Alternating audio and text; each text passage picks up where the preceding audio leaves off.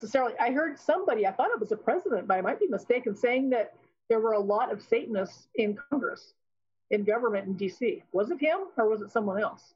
So I don't think I listened really to anybody today. Is he? Oh, so Inslee's sending out mailers and ads like crazy. Like we're going to forget what just happened a few months ago. It's still happening in Washington State. Good luck with that. They've been engaged in infiltration, corruption, co-option for decades. Yes, they have. And they've gotten away with it. I really hope you get culpable. I do too. He seems like a good guy. Well, almost anybody would be better than what we have. Yes, SJW, absolutely 100%. If Trump lost, which it won't happen, but if he did, it would be because of vote fraud.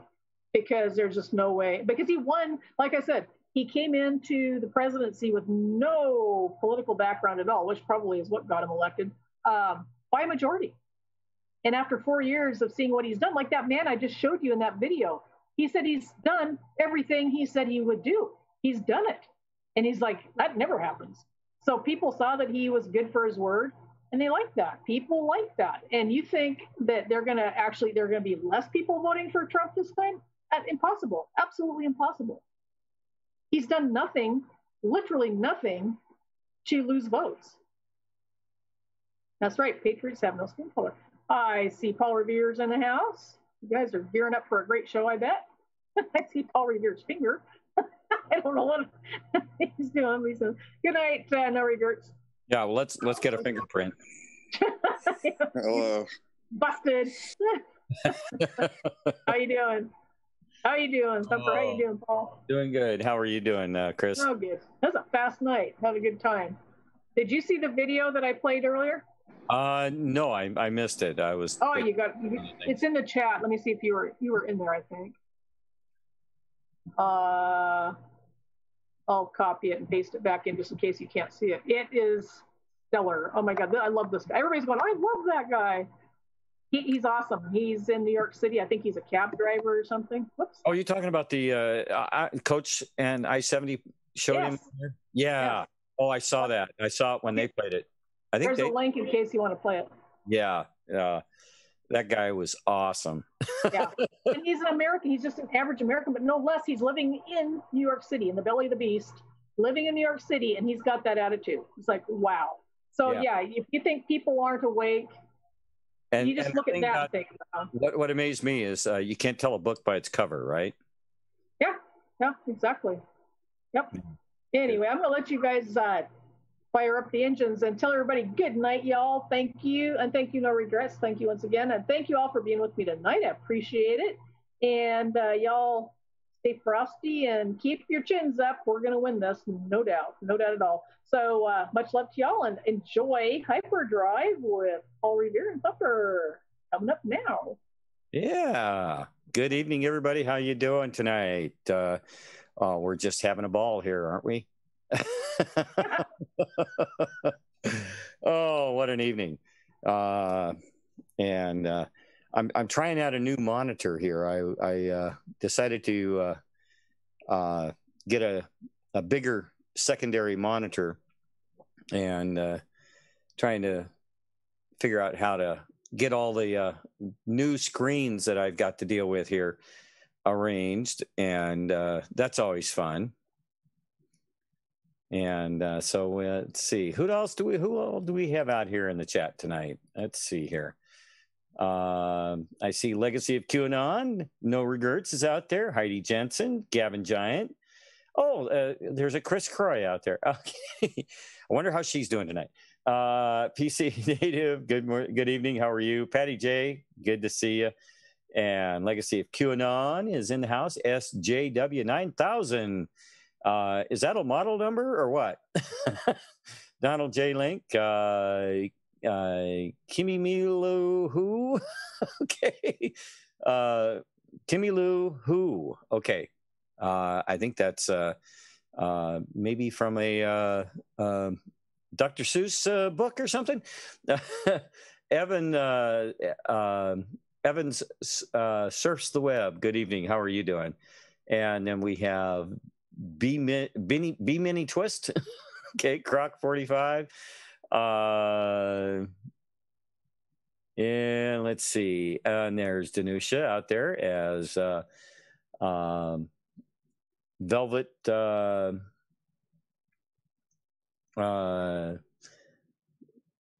trying to remember how the rest of it goes there. And then we have Ronald Ray Link. How you doing? Two Rivers Crossing. How you doing? And everybody else. Awkward Mama, Shelly Capelli. Hey, Shelly, how are you? Oh, okay. Shelly's telling me to get on the stick here. All right. Well, I guess I'm going to have to get on the stick. So fire up those ion engines. Yeah. I guess it's time to fire them up. All right. Well, good evening, ladies and gentlemen. Welcome to Hyperdrive. If you would please board the aircraft or the spacecraft, and we will be rolling out here in just a few moments. Once you're on board, please get your seats, store your gear in the appropriate places, either in the overhead cabinets or you can store them beneath the seat, but make sure all of your gear is securely placed. And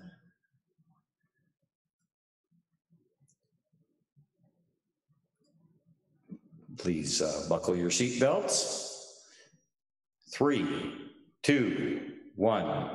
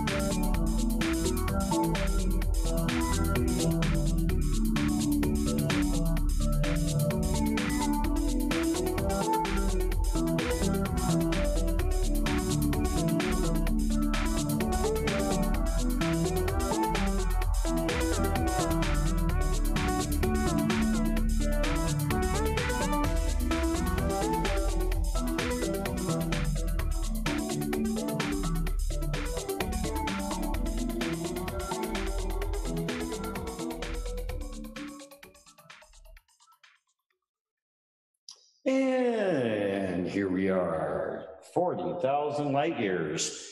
How's it feel? You feel any different? Does it feel good? All right. Good evening, everyone, and welcome to another edition of Hyperdrive here on Patriot Soapbox 24/7 live stream on DLive, YouTube, Twitch, and Roku. And if you're listening to us on one of the restreams on either Twitter or Facebook, I want to say welcome to you folks as well. Hope you're ready for a fun time tonight. We got a few things up our sleeve, so to speak. So, sit back and enjoy the show. Good evening, Paul. How you doing? I'm doing great. How are you tonight, sir? I am doing just great. And, it's been an interesting day, to say the least. Finally warmed up enough, so we started melting off a little bit of that snow that we accumulated last Friday. So, really? Snow? Yeah. Cool. I love snow. I just God's white little gift, white gift.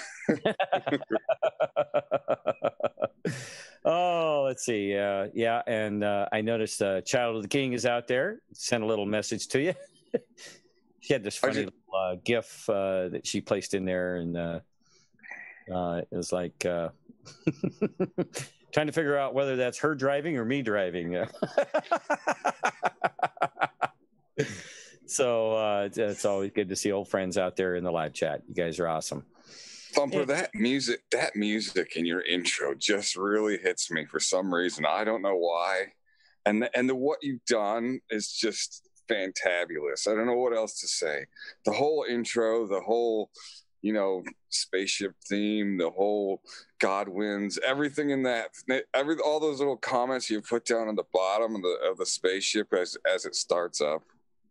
I mean, this is something really special you created, and I want to say thank you. Well, thank you, man.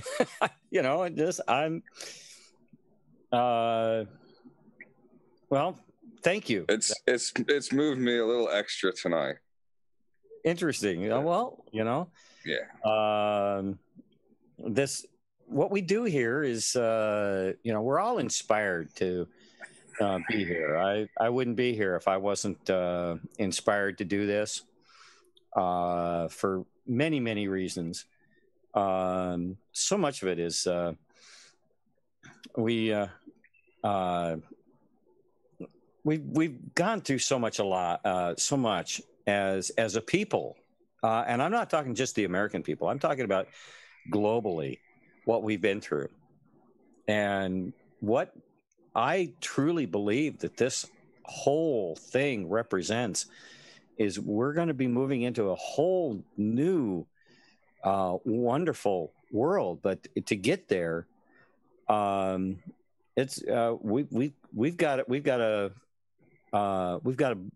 blaze through. We're making new trails, but along that path, we're finding out some very, very hard truths about ourselves, truths about the world that we live in, and discovering some of the truths that are coming to us. Yes. First there was one, then there was two, and then there was three. It's going to be a bit of a mystery on what I'm talking about, but you will all see shortly. Well, I can't elaborate too much on that field because I don't want to change. I don't want to change the future. Yeah. Well, we do have a guest that I believe is going to join us tonight, and I know that he popped into chat here a little while ago, or into the Zoom channel, and so I know that his link works. So hopefully he will pop in here fairly soon, and we'll get a chance to hear from him. He goes by Vector, and so when he gets in, we'll see what he has to say. If you know more, I don't know other than what you've told me about Vector. So maybe enlighten our audience a little bit about what you know about Vector and some of what he may bring to the show tonight. Vector is a friend from down under. He is very special to me. He's cohort of sorts. We've worked on some things together over millennia. Let's just say he's a patriot, which is surprising, for someone who's from another country. He's an American patriot, whether that rubs people the wrong way or not. That's their problem. We're all in this together. Where we go on, we go all. And that's important because, while we have our differences in cultures, we still have our many similarities. Those similarities of what had kept us together and bonded us through many things in this world. Mm-hmm.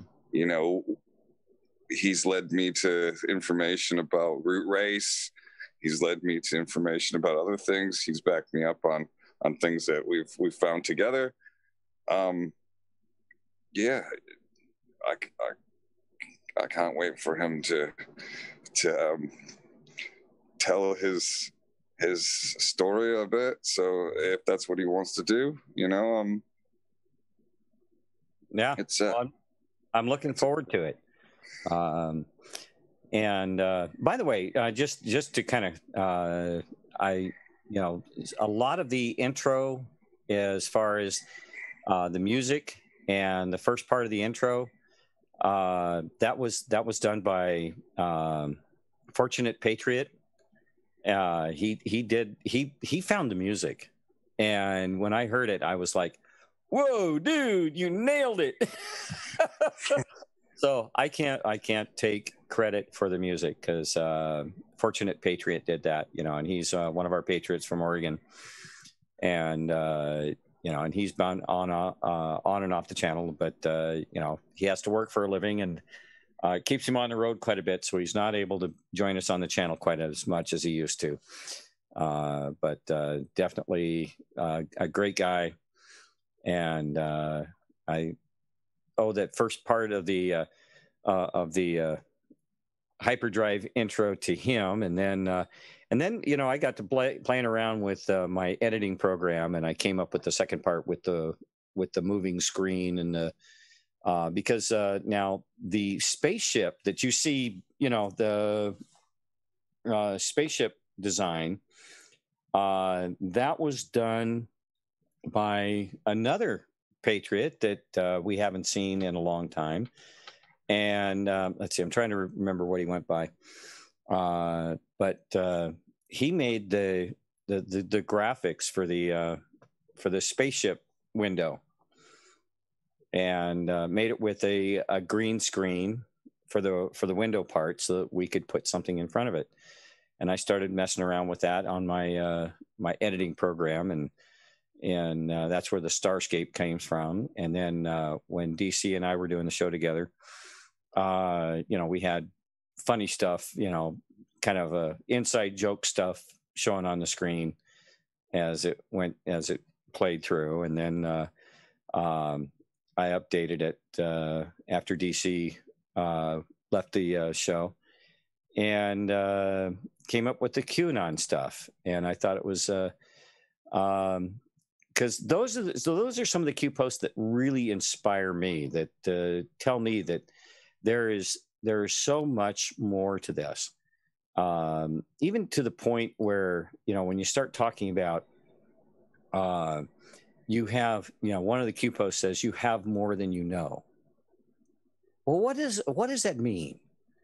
I really like Victor and I to talk about that when he comes. If he doesn't get too shy, he comes on, because there's a lot there that him and I can discuss that will add to that, Thumper.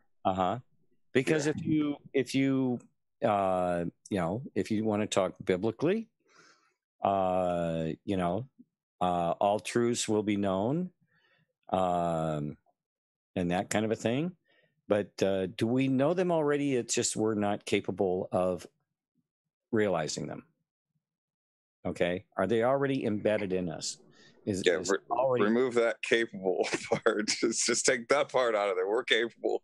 Just remove that part. Add a different word number. Sorry.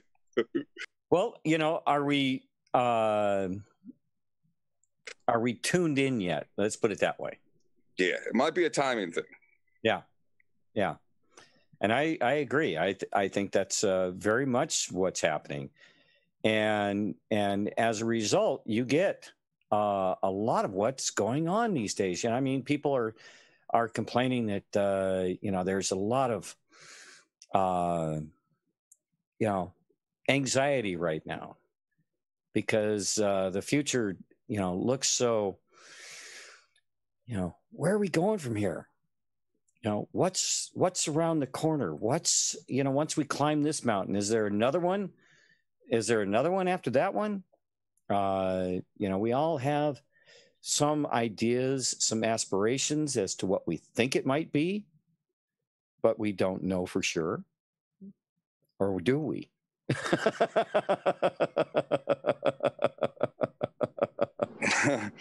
Yeah.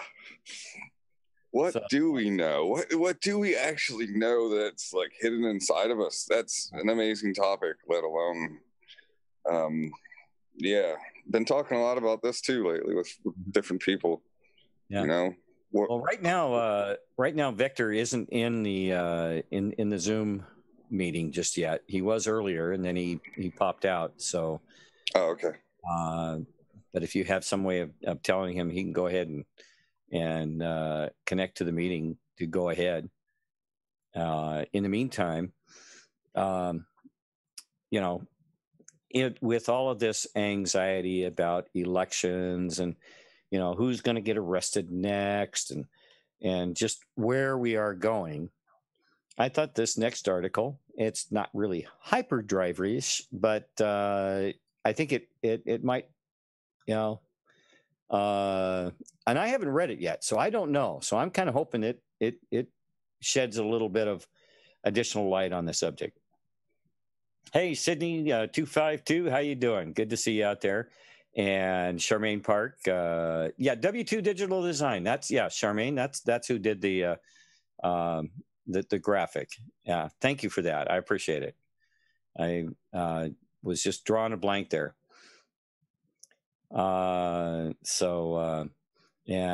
Shelly, Deborah W. She is over in the D Live chat. I'm not sure if she's in the YouTube chat these days, but she's definitely over in the D Live chat. I know that, as Deborah W. by the way as well. So anyway, let's see, and a big and a call out there to Charmaine as well. Thank you. Let's see. Remlish, how you doing tonight? All right. Well, 8 tips to stay sane in the final 15 days of the campaign. This came out October 18th, 2020. And so let's wander through this one together here. We're in the final stretch of the campaign with just 15 days to go until the election. Indeed, the election is something of a misnomer, since early or mail voting is already underway in most states, and about 30 million people have already cast ballots. That's kind of interesting, huh? And I forgot to do something here. Hang on a second here. I'm going to start the recorder so we can record this meeting, or this show here. All right, we're recording now. This is a period of high anxiety for almost everybody. So here are a few tips on how to process news and polls over the final 2 weeks. I'm going to keep these fairly short and sweet. We'll have to save more philosophical stuff about the election forecasting, etc., for elsewhere.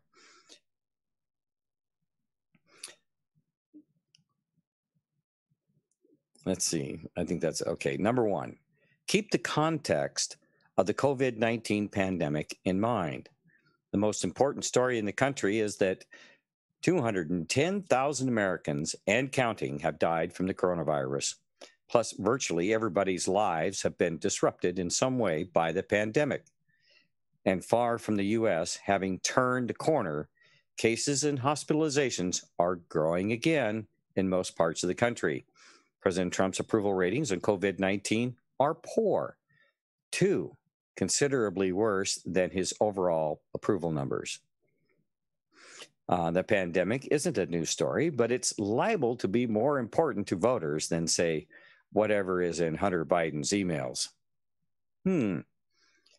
2, don't assume the race is in the bag for Biden. Although COVID-19 and other issues like Trump's road to re-election difficult, he still has a 12% chance of winning the Electoral College, according to the 538 model as of Sunday afternoon. If Joe Biden maintains his current lead in the polls, Trump's chances will fall further, although the forecast thinks it's more likely that the race will tighten. But say Trump's chances do decline further, to 5% by Election Day, for example, I'd keep a few things in mind. You starting to see where this article is going there, Paul? Yeah, for sure. I think a shill wrote that. Just to be, like I said, I hadn't read this before. I thought maybe they'd be a little more realistic about things. You can't believe the polls. Like in 2016, the polls told us that Hillary was going to just wipe the floor with, with Trump, and turned out didn't work out quite that way. Now, did it? So, yeah, the polls mean nothing. Yeah. This was written by a Nate Silver. I don't know who he is. Maybe we can get some information on Nate there, because it looks like he's trying to make a case here and causing probably more anxiety than he's relieving. The way this thing is written. Oh my. He says, okay, so 5% by Election Day, for example. I'd keep a few things in mind. First, even a 5% chance is something you ought to take seriously if the consequences are very high, something I think both Trump and Biden supporters would say is true of this election. And second, the outcomes in this election aren't entirely binary. Say Biden wins, his margin of victory will still be heavily scrutinized. Does he win by double digits nationally? Does he win a state like Texas? This could affect both the degree to which Democrats pursue a more aggressive agenda and the extent to which Republicans regard Trumpism as having been repudiated. Also, many Senate races are competitive, and having control of 50 versus 52 versus 54 or more Senate seats will greatly affect Biden's first 2 years in office. Statewide races matter too, especially in states where control of the redistricting process is still in play. Okay, hold on. We've spent, I'm not going to say the other person to the we. We've spent 3 days driving around Texas in remote parts. And I'll tell you what, I've seen a lot of Trump for president signs all over the place. I've only seen one Biden mask, and that's a fact. I've probably driven by 100,000 houses. They're a little off in this article. Yeah, I think so as well. Jim Biden has no chance in hell in Texas. And if this is just a small sample, the rest of the United States, Mm-hmm. It's an outside. There's not even an out. There's 5% chance of what? Nothing. I can't see it. I can't see it. Sassy Q just texted me. She says, rumor has it the polls in King County are not looking too good for Inslee. Today, have you heard anything? And I haven't heard anything other than I know that the response to Lauren Culp over on the West Side has been growing significantly. Okay, so it's people keep asking me, because I got the Trump or the cult magnets on the side of my car, and I drive around and I get out of my car and somebody walking by go, "Do you think he really has a chance?" I says, "You damn right he does." And and they, but what a lot of people don't understand is that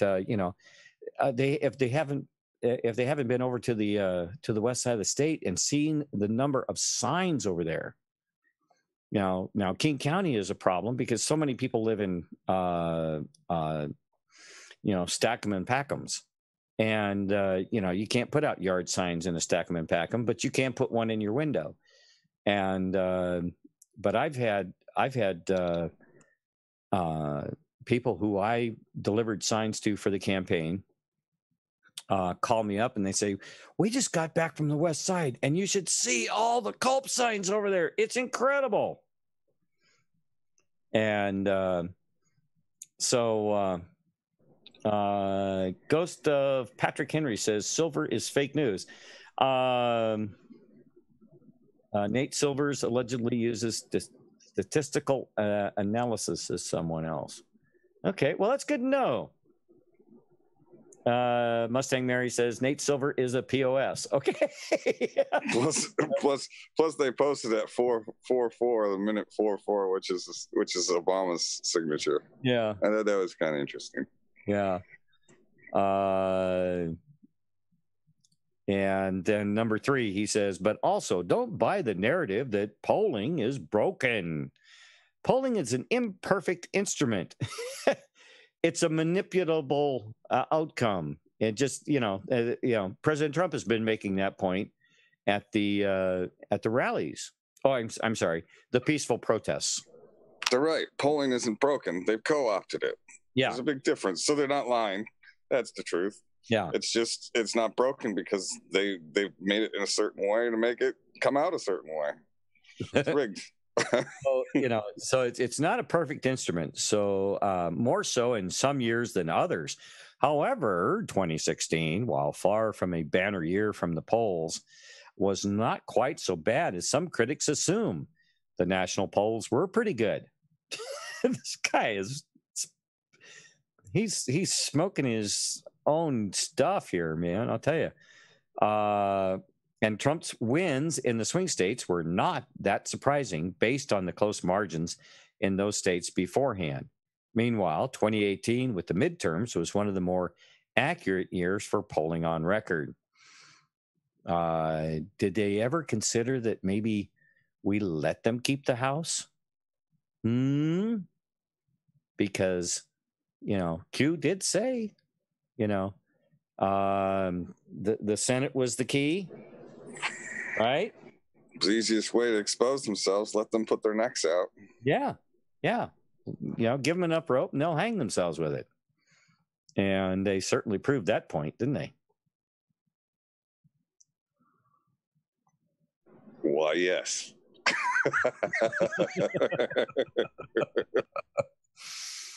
Okay, let's keep going through this. We at least it's good for a laugh, right? I'm still having a chuckle. It's not surprising that when Trump frequently disparages polls, which could give Americans more confidence about the results if they closely resemble the polls, when he's also repeatedly failed to commit to accepting the results of an election. Who didn't accept the results of the election? Oh, yeah, Russia. The PP document, the impeachment, all of this stuff that they did, because who couldn't accept the results of the election? Who never did concede? Oh, I think that was Hillary, wasn't it? The crybabies. Hard time, accepting the results. I still have one question for you, Thumper. Have you ever seen a Russian in a bush? I don't think so. I've never seen one. I've looked everywhere. they've given me this like, what do you call it? Phobia of Russians everywhere, and I'm just like, where are they? Are they there? Are they there? No, never seen any. No. Okay. Number 4, don't get too obsessed with comparisons to 2016. No, because it's going to be even worse for the Democrats this time around. I know it's fashionable to make comparisons between 2016 and 2020 and to discuss the various ways in which they might or might not be similar. There are fewer undecided voters this year, for instance. Yeah, because they've decided that the Democrats are a piece of crap and they're not going to go down that road anymore. I mean, I talked to so many people who have never voted before, but are going to vote for Trump, and they're going to vote for, here in Washington State, for Lauren Culp. And then also, there are people that are leaving the Democrats in droves to come over to the Trump side of things. So, yeah. Let's not forget many of our family members are Democrats. So we've got to have some sort of reluctant faith that they might change their ways. I don't know how else to put it, but yeah, let's just hope for the best on that one. Yeah. SD Kreisman says Trump will win by 61%, and that's probably on the low end.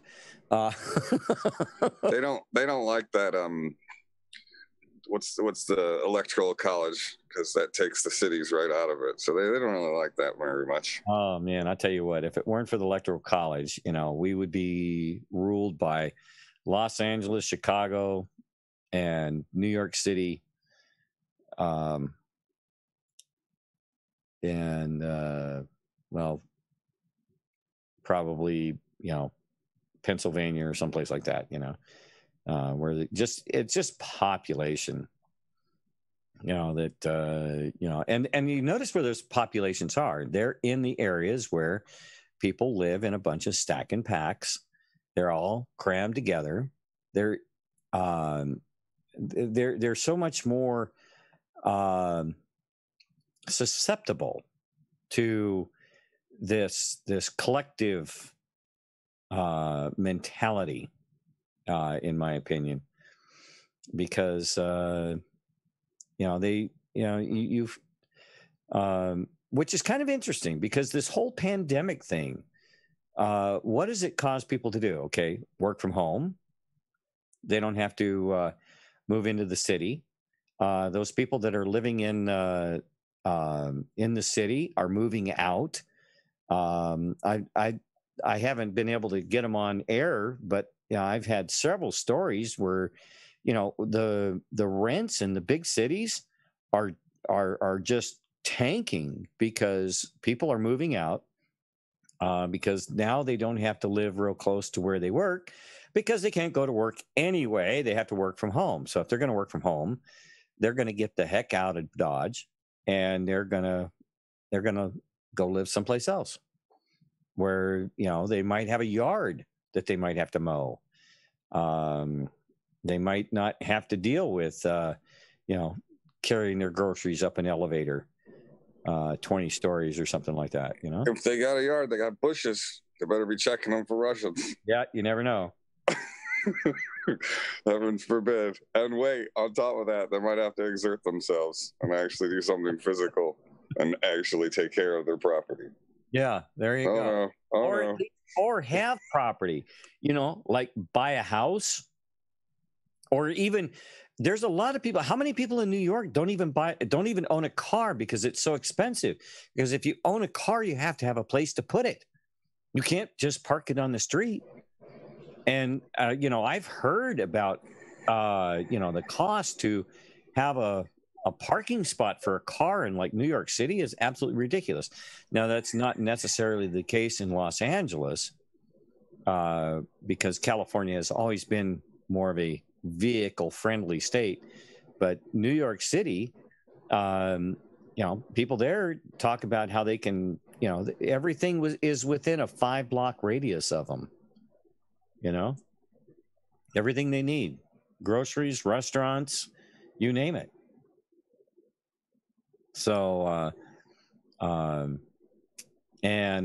know, and if they want to own a gun, you know, in a lot of cases, you know, I don't know what they have for gun ranges, but I'm sure in New York City, most of the gun ranges are all indoor, if they have any at all.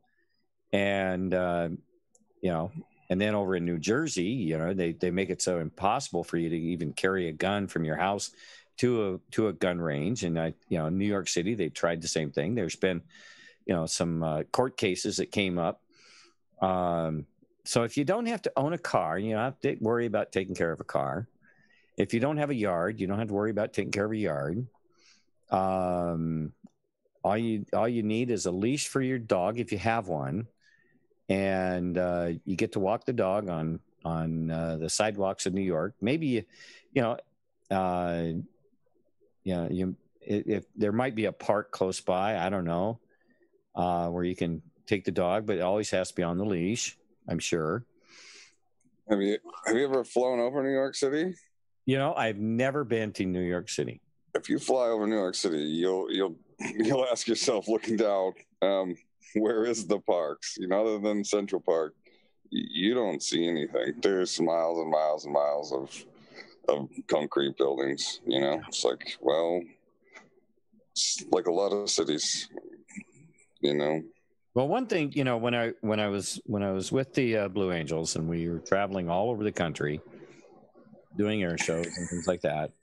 You know, I did a couple of air shows with the team. You know, we did some air shows up in upstate New York, and that, which was pretty cool.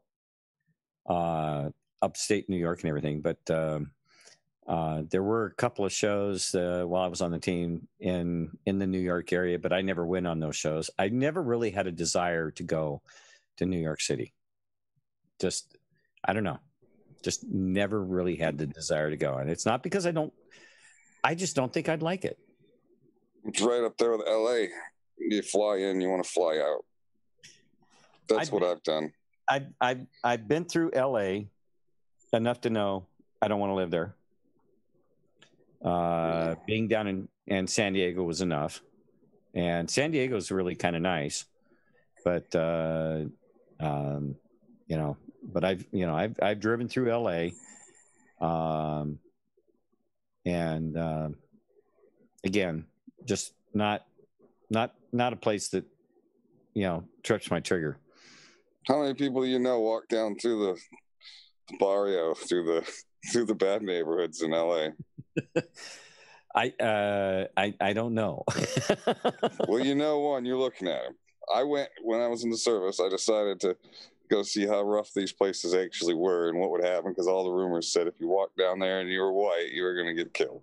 Yeah, I did it just to prove them wrong. Yeah, and Hollywood too. That's a weird place. Yeah.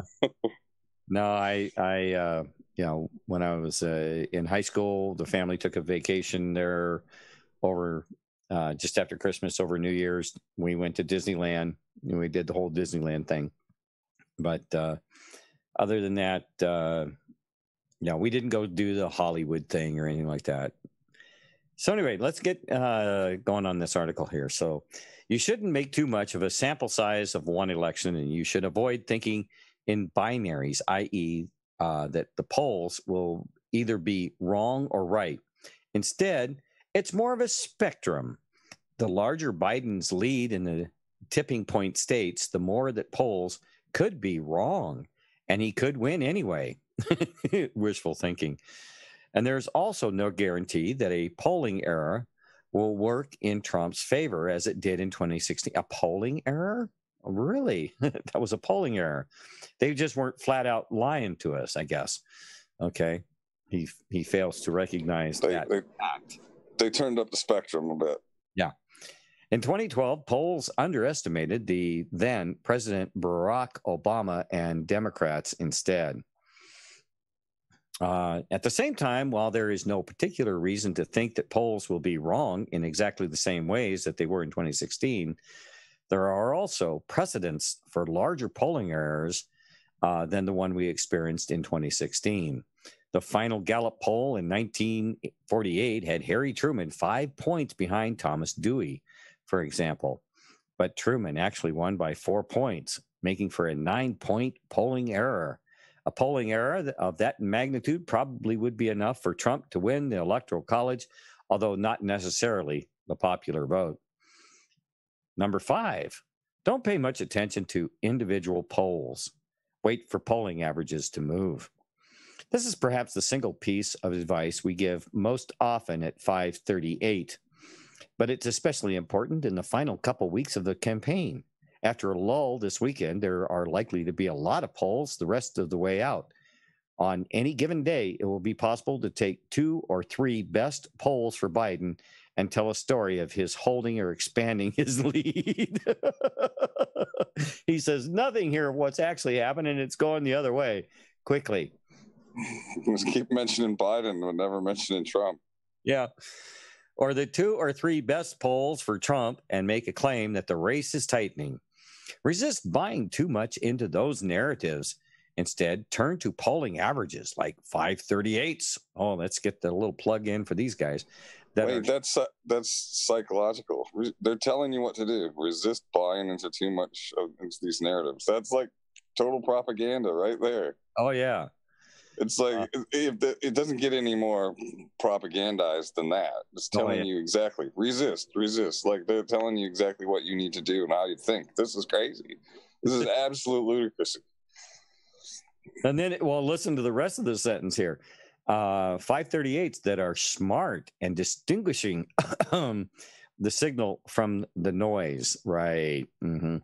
We do program our averages to be more aggressive in the closing days of the campaign.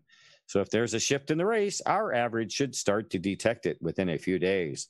But while there is such a thing as underreacting to news developments, the more common problem in the last days of a campaign is false positives. Oh, yeah. Don't believe those last few days. Oh, good heavens, no.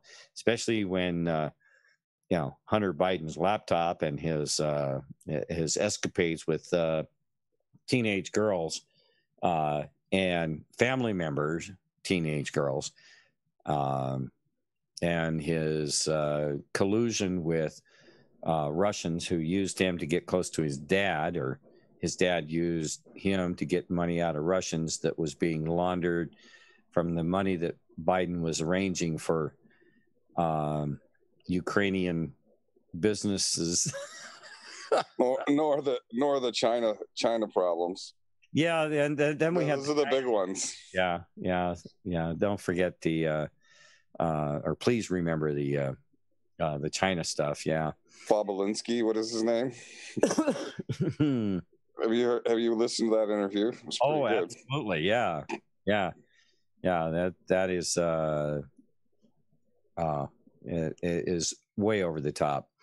But while there is such a thing as underreacting to news developments, the more common problem in the last days of a campaign is false positive, with partisans in the media trying to hype big swings in the polls when they actually show a fairly steady race. Beware of talk of October surprises. They're usually overhyped. Really now? unless they're part of them, then they're really hyped up. Yeah. Indeed, while the Comey letter really did matter in 2016, contributing to a 3-point shift toward Trump in the waning days of the campaign, it's more the exception than the rule, really. Oh, man. I'll tell you what, you just take everything from this piece here and flip it 180 degrees, and that's pretty much what he's saying here. On average, in elections since 1972, national polling averages shifted by an average of 1.8 points and a median of just 1.4 points in the final 15 days of the race. Now, keep in mind, this was put out on the 18th. So we've had 10 days now for this this bunch of garbage that this guy just wrote here to be proved completely out to lunch. Okay. how much the national polling margin changed 15 days before the presidential election and election days since 1972. In 2016, 15 days before the election, up 6.9. And then on election day, up 3.8. There was a change of 3.1 in 2016. And then Romney, which is, he was supposed to lose anyway. He was up 1.2. And on election day, he was up 0.4. So there was a 1.6 change there to the negative. Okay. And then 2008, Obama, up 6.8, 15 days. And then on election day, he was up 7.1. Bush in 2004, up 2.4, 15 days ahead. And he was up, so he fell back. Okay. Notice they don't put the positives and the negatives, the change, whether it was a positive or a negative change there. Interesting. So going all the way back, Nixon, this is kind of an interesting one. In 1972, which would have been his re-election. No, that would have been his first run. 25.5, he was up, and Nixon was running against McGovern in that race. And then he finished 24.1, so he went down 1.4. The averages listed are calculated retroactively based on 538's current polling average methodology. Also keep in mind that relatively few voters are undecided this year and that many people have already voted. Did he take into consideration the number of people who have been searching, how do I change my vote? Yeah, there's a huge spike in the number of people who have been searching on the internet under the search, how do I change my vote once it's cast? All right. What's the numbers? Have you looked at the numbers on that? That'd be pretty cool. Actually, let me see if I can find that. It came to me. Somebody sent it to me in an email. And what's that called? It's not statistics. It's called for the clicks. They track that. Yeah. Traffic. It's traffic. Internet traffic. So they actually track that stuff. There'd be huge numbers on something like that if it was happening, and it would be a tracked item. That would get some people in a panic. Yeah. Let me. I'm just looking through my emails here because I did get the now not Sassy, but Salty showed this same graph on her show a few. I think it was around the first part of the week or the last part of last week or something. But I know, and so when I got this email, I'm just kind of searching through my stack of old emails that I kept these around because, let's see, this one.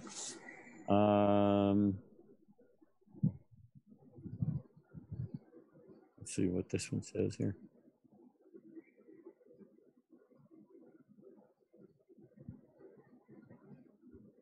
No, that's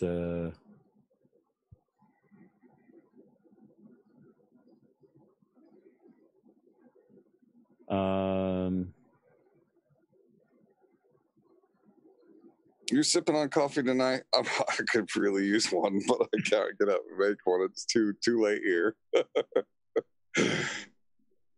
Well, if I could hand you a cup of coffee through the microphone here, I would. Yeah, just email me one. Let's see here.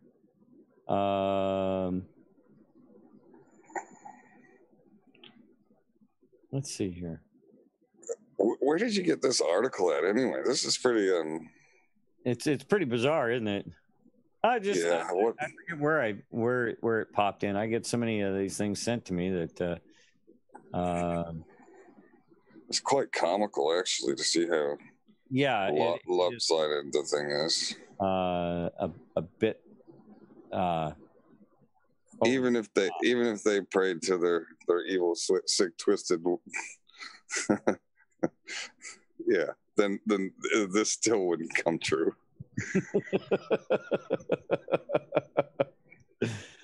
Oh gosh.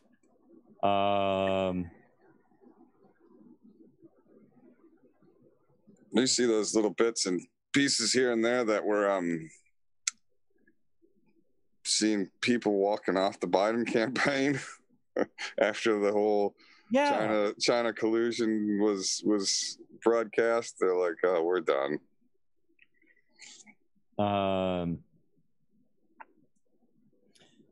And well, and then did you see the video that Chris was talking about that she put in there? No, I was 5 sheets to the wind. I woke up like 13 minutes to showtime. So. Oh, okay. We'll put that up on screen here because that was really, really interesting. Let's see. She put it in the. It was in Zoom chat, wasn't it? Yeah.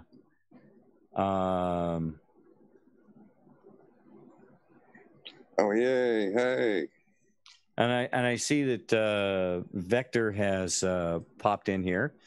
And oh yeah, I watched this one. I was going to share this with people, but apparently other people. Yeah, play this. This is amazing. Barry, who you voting for? Sliced bread. Don Trump, the Don. Why? Because he's the best president since sliced bread.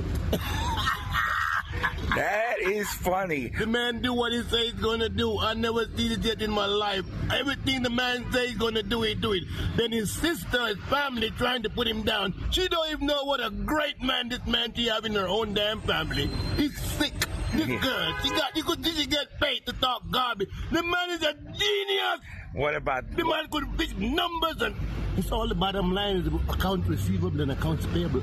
The books, man. What about Biden? Biden, that criminal, 47 years, he didn't do nothing for the black man. More than make a crime bill and he brag about it, and then he come and try not even apologizing. He's a crazy kid. Didn't done for America 47 years. Now we find out it's all been still for China. 47 years in the place, and he want to do everything now that the man come and say he's going to do it. Plus, everything he says doing that what the president is doing. He's blaming the president for the virus. How can you blame the president? Nobody knew at the time. And the man moved so fast that he got up therapeutic and different drugs for treatment. No, if you get tested in time, your life can be saved. Nobody knew. And they come, virus, corona, like the president brought it here. I can't believe these sick people. That's why they try to debate on. The communists never will work. Right. And I'm watching the American people because I could tell you one thing. I'm going to stand back and watch because they ain't going to take away the people's Second Amendment. I don't got any, so I'm not worried. But I know it's America. You can't touch that, and that's what all they want to do, take away the amendment. So you're telling people to vote for Trump, right? They have to. If they do not vote for Trump, it's finished, brother. God is in the midst. He's sealed and covered by the blood. They can't touch him. God sent him the right time. Believe me, I'm here 47 years, and this is the best. The best. He's the greatest thing since sliced bread. Sliced bread.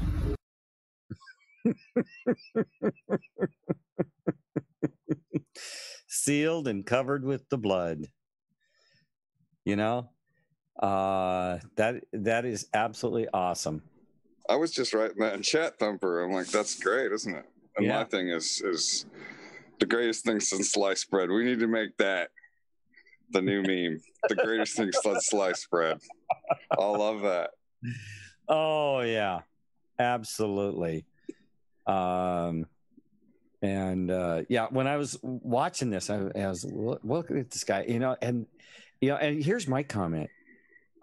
You can't judge a book by its cover. This man, a lot of people would talk to this man and think that he's, some dumb schmuck off the street, but there's a natural, visceral intelligence in this man. He's grounded. He's he's got faith. He understands faith in the Creator, in God, and and that's why he's awake. So yeah, and it looks like Vector's here. He's saying there's a code. Would you elaborate more on that, Vector? Yeah, well, I'd like to go ahead and good evening, Vector. How you doing tonight? Go ahead and unmute and say howdy. Hello, everyone. How you going? I'm coming to you from Australia. Can you hear me? 5x5. Excellent. That COVID, that is a code. So I've just seen that too many times from the president in his tweets. And then I had a look at the Gematria. So I'll just quickly post the link because I have it in front of me. And I'm going through that and just combing through it. Now, when I do these Gematria decodes, I really look for specific data points. And then I will go through every page. And sometimes it's like line by line. It's like could be 100 pages with many results. But that's the only way to actually find the nuggets and to see what it is that we're being communicated. Now, the president, he speaks in code a lot. He's been doing this for a long time now.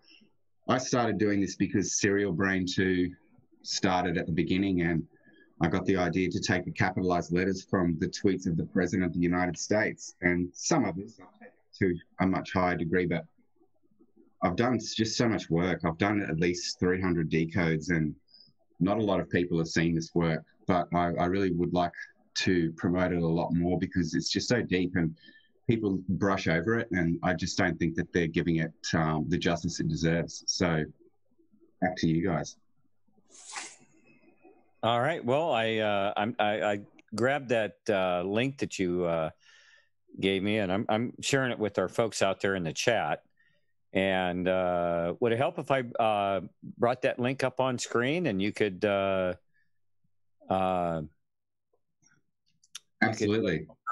Okay, just give me a moment here, and I'll get that link up on the screen as soon as I get it out there in the chat a couple of times there, so people can, if they want to look at it, they can pull it up themselves. More on this guy while we're sitting here. This guy is special, isn't he? We see something in him that he's like the bum on the street that you look at and you think nothing of, but he's actually hiding in plain sight. That guy that was the nice black man who was talking to us. He actually knows a lot more. He gave lots of little subtle hints, and Vector picked up on one of them, which was COVID. The other one was that me and Thumper picked up on was that Trump was covered in the blood, which is the blood of Christ, correct? Mm-hmm. There was a couple other ones. There was a couple other ones in there that he slid in. He's that man there has a super high IQ and is in his messaging. He's hidden stuff within his talks, and so people overlook him. He's like the janitor at the school. You never know. He might be the guy from the Way of the Peaceful Warrior, the man who's overlooked, but actually is like a ninja. I'm not joking there. Okay, go ahead. All right, Vector, I've got the link up on screen here, so if you want to kind of explain it to folks. Okay, I can see that, but I'm going to have a look at it myself straight on the site. But as you see, like we come up with COVID. First thing comes in the Jewish Gematria. But look at the next one, 322, skull and bones.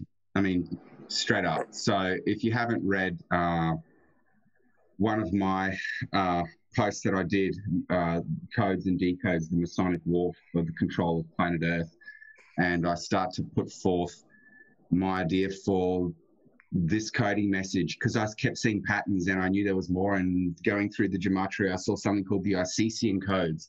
When I had a look at it, it was first coined, it's an ancient thing, by somebody called the Fetch. I can't remember his full name, but this guy's hard to find. And he's literally brilliant. And he talked about the English language and how it breaks down and just the meanings of all these different numbers on the most esoteric levels. So when you have a look at this decode, it's going to make a lot more sense. It's sort of, I guess, a foundation for people that are trying to learn more. I'm just trying to find it all for you now. Hey, Victor, we didn't talk before this, did we? Absolutely not. No. Okay. Okay, at the start of the show, I don't know if you've seen it. I said a couple of numbers, did I not? Thumper, what did I say? Yes. You're asking me to no, said, look at the. I said first there was 2, and then there will be 3. I said that. Oh, yeah. Look what pops up on the first bit of COVID. Yeah. Right? Very interesting. You did say that. Another one that comes up here is about 6 or 7 down. The number 11 is considered a master number. This 11, 22, and 33, that's very important from a numerology point of view and a master number point of view. I focus a lot on 11 because 11 is actually pi, and it's hard to explain very simply on here. So it's best that you have a read of that link that I sent through, and that's an article that I posted quite a long time ago. It was 1.1 years ago on Vote. Codes and Decodes Explain the Masonic War for Control of Planet Earth. So in this, I start off by linking off all the things that I've noticed and all the different coding methods that white hats are using. They're using numbers. They have to. There's the mainstream media, which are just doing everything they can to block us. The president, the White House, they all needed a way to communicate to us that's not going to break national security laws, that's going to stay completely covert and indeed clandestine. And there is a difference between overt, covert, and clandestine. And this is a very clandestine operation where there are results, but people don't necessarily know who did it. And that's the whole point of it. Like, I'm not here to be recognized by anybody. I just want to be an anon, and I want to do this work and put it all together, and then let other people understand that we have a full hyperlanguage communication system that's being sent to us, taught to us. It's the time. It really is biblical that we learn this. I know that it's very complicated, but you do need to have a look at that link. But if we go back to the gematria of COVID, things like the number 11 is considered a master number, and King of Kings means the father of a nation of sovereigns. Stuff like this. Once you go through and you read it all very, very carefully. You need to drink a lot of coffee, by the way, and maybe have a but and you put all this stuff in order. You put all this stuff in order according to geopolitical news, understanding the sender, understanding these Icesian codes, understanding cryptology, understanding achromatic ciphers, another term that you need to have a look at, which is in that article, and it all starts to come together. So it starts to give you a greater apperception of the conceptual, which is a term that this Fetch guy has coined. And when you start to read his work and you read the alphabet that he breaks down, and then the meaning of 7 and Adam and Eve and that kind of stuff. And I had a big conversation with an anon on Vote, and I had a big argument with him actually because I thought he was a shill, and I told him to fuck off. And I just said, look, you're a filthy shill. But it ended up he was trying to help me out, and he ended up being a good friend of mine on there, and he some typos and things like that. But the conversation expanded further from the things that Fetch had talked about, and all this encoding that we'd that I developed and, that I presented there, because it wasn't just his work. It was also how it links into everything that we're talking about now.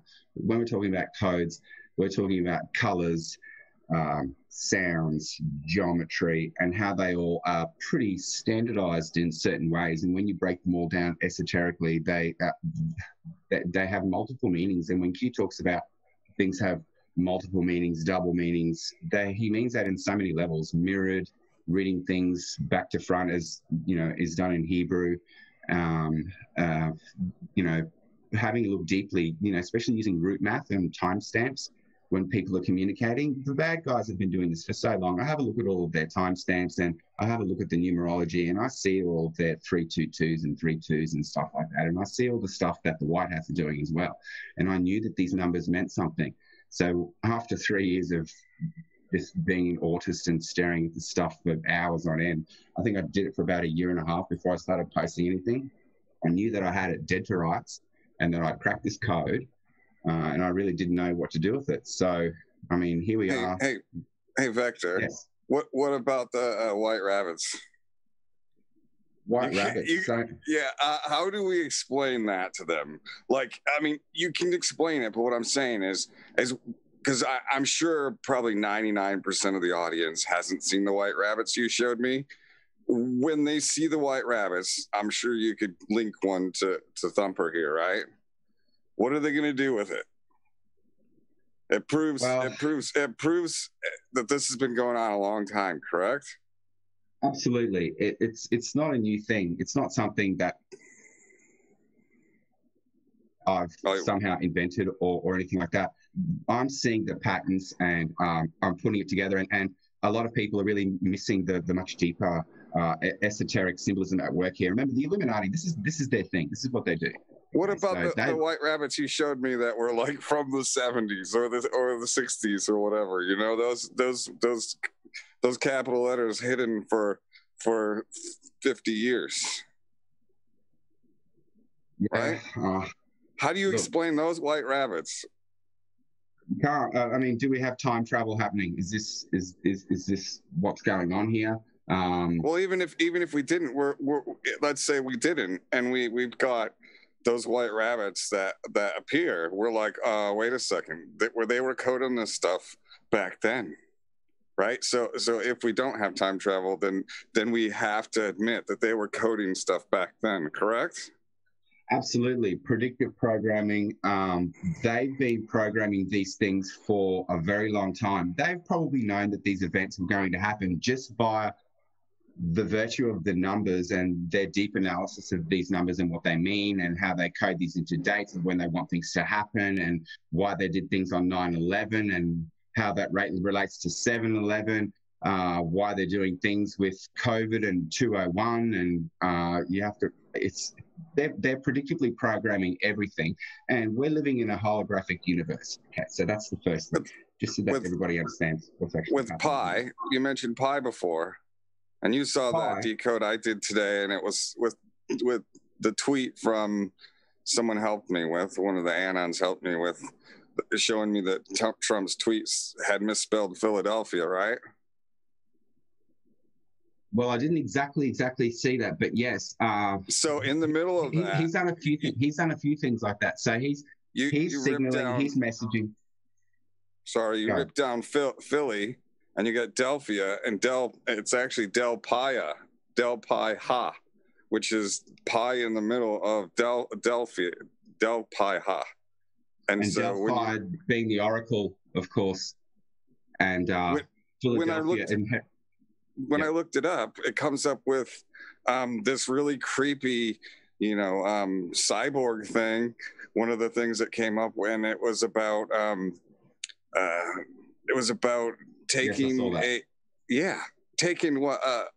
making people youthful with some methagobalvin stuff in your blood, correct? Well, I hope not. Like that's what it said. That's what it said. That's one of the links that I came up with. About something in your blood making you young. What? Run that by me again. Yeah, one of the okay. So when you decode the Trump's mistake in his letters, in the middle of it, he, instead of saying Philadelphia, he says Del Pi Ha, and Del Pi Ha has the word pie in the middle of it, right? And so he's telling us to look at pi again, and that we're right. And we, how many times have we been talking about? I've been talking about pi this month. Yeah, you've mentioned it quite a bit, but okay. So why all of a sudden does Trump code it message it in a tweet? And then on top of it, I've got the link. I can give it to you. Well, answer the question though. Why did he put that in a link? What was the message he was sending? What are we supposed to get from Well, when you look up Delphi,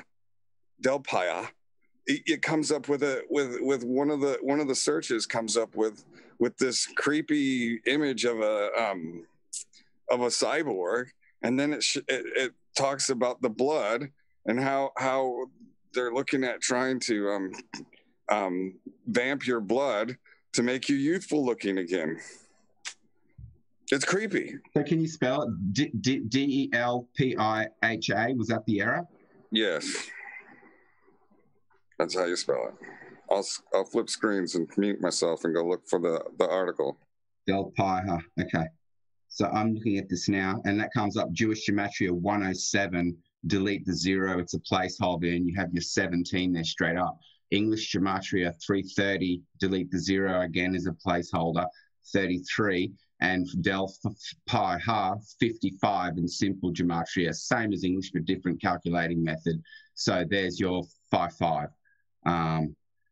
If that's not giving you a message. So you can go through some of these simple terms, but I go straight down to the English simple Gematria, and you have Satan number 1, and then number 2, JFK Jr. So that's very telling. Bigly, these are the kinds of things when you put them all together and you go through the many, many pages and you listen together in order, you realize that they are a message. They are chosen on purpose to send messages through numbers, through the results in the Gematria, and also because I pretty much asked them to do this, and I think that started to work, that some of these results correspond to QPOS, just like the timestamps would in POTUS. I'm like, why can't some of these phrases correspond in the Gematria through these numbers, 107, 330, and 55, to correspond in QPOS? So this is the foundation of a new code that white hats can use, and I do believe that they will have noticed this after 300 decodes that I presented, hopefully. Interesting. Wow. I just pulled up that, I guess you put the link there for vote. And yes. Codes explain the Masonic War for control of planet Earth. Correct. It's called, 1 second, it's called The Cost of Beauty.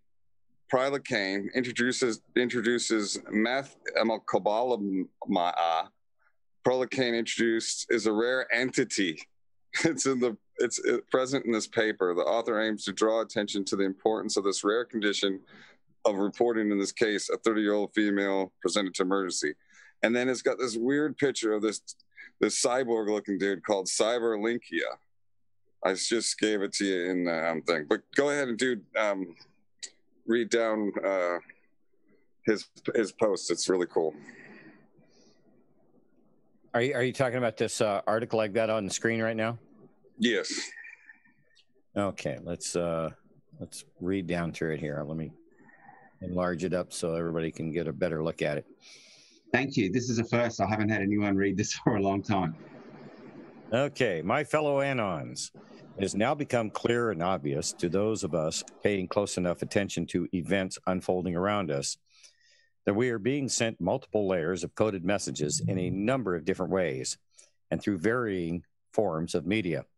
I've been studying these patterns intently for 2 years now, working day and night to unlock the secret of this covert yet obvious communication method.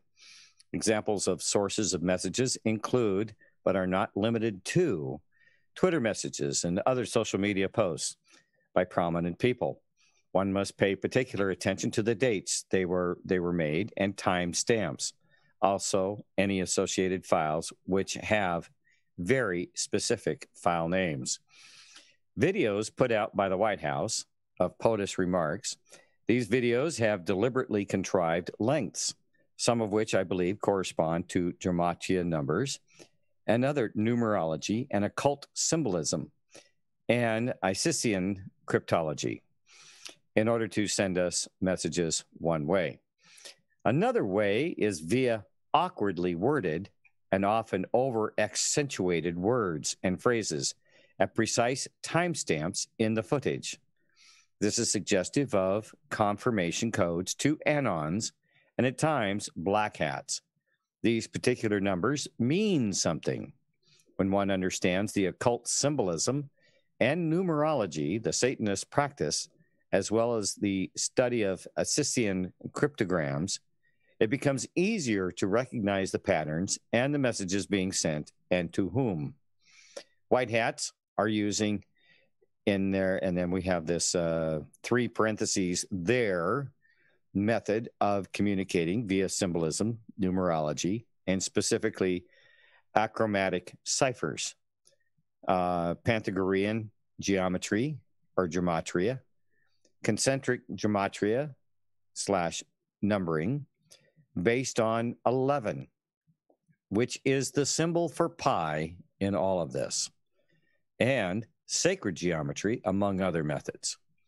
Decoding then requires great discernment, contextual knowledge of news and current events in geopolitics, knowledge about the messenger, and then applying Isisian cryptology to decode the intent of the messenger. This methodology creates a form of triangulation, which paints a picture of the message for the receiver / decoder and the intent of the original sender, whilst keeping multiple layers of secrecy and encoding. It's a secret method of communication used for thousands of years, but occulted from humanity. Well, not anymore. This method is highly sophisticated and employs the Freemasonic craft methods of our enemies and the Illuminati, which have been kept secret since the time immemorial from those outside of the secret societies. By using this method, white hats and Trump / Q are trolling the living daylights out of the cabal, who are now relegated to passing notes in class, considering anons have now cracked, and then in triple parentheses, their method of communication. This was the whole point of Trump / Q team getting us to learn the comms. That's a quote. Learn the comms. What are the comms? Raw data / messages leading to analyzed using numerology, gematria, and stenography, occult symbolism, geometry. When all put together in context, create a new code / messaging system. This is to be decoded / interpreted using the principles of the Isisian codes. They need us to learn this, and the knowledge is manifesting itself now as it is a skill needed by humanity in order to defeat the enemy. We are being aided by white hat controlled adiabatic quantum AI. This is a battle of AI now. And as Putin said in the past, this will become an arms race to create the most powerful AI in order to defeat the other side. It's a tight race, and China is leading the charge as far as enemies go. They are using stolen tech sold to them from many sources, but mainly via the treason of the Obama administration and Hillary Clinton et al., who sold SAP, Special Access Program secrets, via illegal servers in her basement. Not an accident. But you know this already. It wasn't just nuclear secrets that were sold off. Other media for receiving raw data / encoded messages include, but are not limited to, Trump speeches at rallies, the Trump family tweets, the military and intelligence apparatus tweets, QAnon drops / posts, also heavily encoded with many layers of messages. Backdoor methods, such as Q team hijacking Ghislaine Maxwell's Amazon book reviews, in quotes, with all those strange capitalized letters leading to clear and deliberate messages sent by white hats. The capitalized letter system of sending messages is now widely accepted as correct. And in this case, full credit should be attributed to @SerialBrain2. Thank you, SB2. Tickers on TV screens. And then in parentheses, it says QQQ trust. Messages are flowing both ways, but the perfection and eloquence of the white hat messages and synchronicity assures me that we patriots are firmly in control and have the full power of the quantum AI, NROC, and GSIA at our disposal. Not just MI/NSA/the military, in quote, we can hear you breathing, Q. Regardless of whether Q team have been posting, there has been an embarrassment of riches with respect to coded messages being sent to us and others in this deadly game of chess we are all engaged in. We must learn to, in quote, read between the lines, close quote, which really means gematria, numerology, and occult symbolism, Assisian cryptology, looking more deeply for double meanings in all information transmitted to us. Q is not kidding when he says, think mirror. Hebrew is read backwards, and so many of the signals must be read in reverse. And often there is a subjective component to interpreting values in a system of numbering/coding, known as the Assisian codes. These are the methods the white hats and black hats are using, definitely. Let me further break down the clandestine forms of communications being employed by white hats besides the QAnon information dissemination operation. Tweets and other social media posts. Trump and White Hat Alliance have been sending messages with capitalized letters, keywords/phrases accentuated, or spelling/grammatical mistakes, making the President of the United States look seemingly stupid. When analyzed more closely, they are obviously deliberate. Why, you might ask?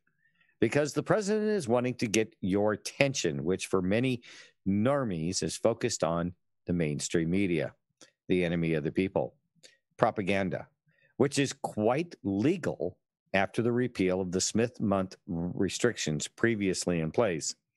See this post by another Anon on Vote. There, give a link to another thing there. These errors matter as they must be deliberate. To the shills, you didn't think the president of the United States is just as some fool just tapping away at his iPhone, fumbling away and making mistakes like a retard, did you? Especially considering POTUS has a huge communications team and not a word is uttered or typed publicly without being carefully scripted and checked. Boy, if I had $1 for every time I said that. POTUS needed a way to bypass the mainstream media lies and get the message across about this complex spiritual battle between the forces of good and evil. Teaching us, in quote, their symbology and methods of communicating effectively makes this method of coded messaging between black hats, dead AF, learn our comms, indeed. We see you now, MFers. You can't hide, especially as we now know just how important all the symbolism is to your cult of death. You see, Anons, they, in triple parentheses, can't do without symbolism. Defines who they are at the smallest level, and it's their sacred language. There are numbers and patterns in these messages. Everywhere. It's in Trump's tweets, his speeches, and comments, many put out by the White House. There are things the enemy is posting too. It's all about the numbers. They are signs and confirmation codes to us and others, a secret way to communicate in plain sight while still staying covert and not breaching national security. Numerology, gematria, and occult symbolism, and Assisian cryptology, I will explain below in detail, are the keys to this code. On a different tangent, what about all the hand gestures Trump is making? Are they code? Yeah, the accordion one, you know, they remember, anybody seen the one where, you know, he moves his hands in and out horizontally? Yeah. Yes. Yes. Drawing cues in the air. And there's actually another one where I was actually clipping videos earlier today, and you know, the dance moves that he's been doing at the end of each of his rallies lately. Well, I was clipping those, and one of them, he does kind of like this S kind of a he draws like this S kind of a thing in the air. I don't know if it's a 5 or it's an S, but it's a squiggle. It's not the Q that he does. It's an S. It's absolutely an S, and I don't know how many times I've seen that. Yeah, and it's 100% an S. Okay, yeah, it was an S then, but it was so obvious, and I clipped it as one of the clips that I grabbed when he was doing his, you know, after the rally speech, little you know, waving to the crowd, and you know, and now that they're playing the Village People YMCA. You know, he does his little dance moves. Do you think maybe, you know, the dance moves are somewhat of a, you know, there's nothing this guy is doing that isn't scripted, for crying out loud. Nothing.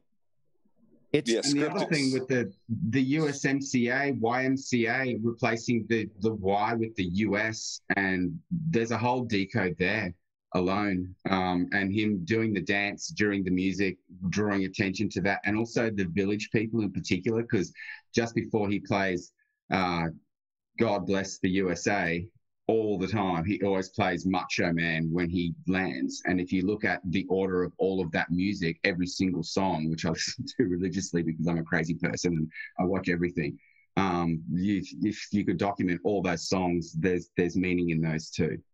If you've been to one of the rallies, I've been to 2. All right.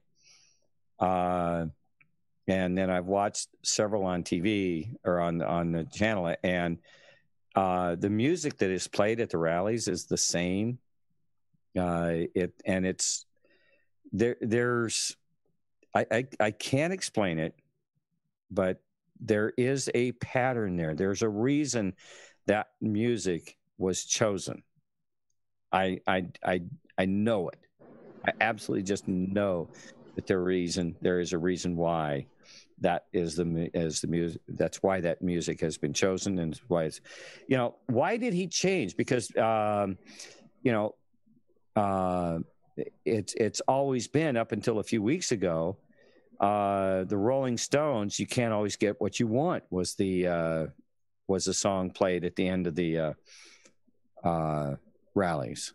2 versions too, because you had the young kids singing first, and then you had the original Rolling Stones version. I don't know if that preceded the original version in the first place. It may have, but it's conspicuous that he doesn't just start with the Stones singing. He starts with the children singing and then the Stones.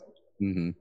S is for snake, perhaps. And what's the number on that, Victor, of the English gematria on the S? What's the number? It's the 19th letter in the English. Yeah. So we got 19. He's symbol in 19. Which is huge, because you've got Fauci coming out 19. That's their number.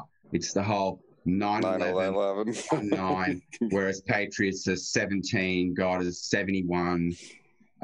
You know, you have the 9/11, 7/11, and look, it's too long to go through that article all in today. But if you look at, sorry?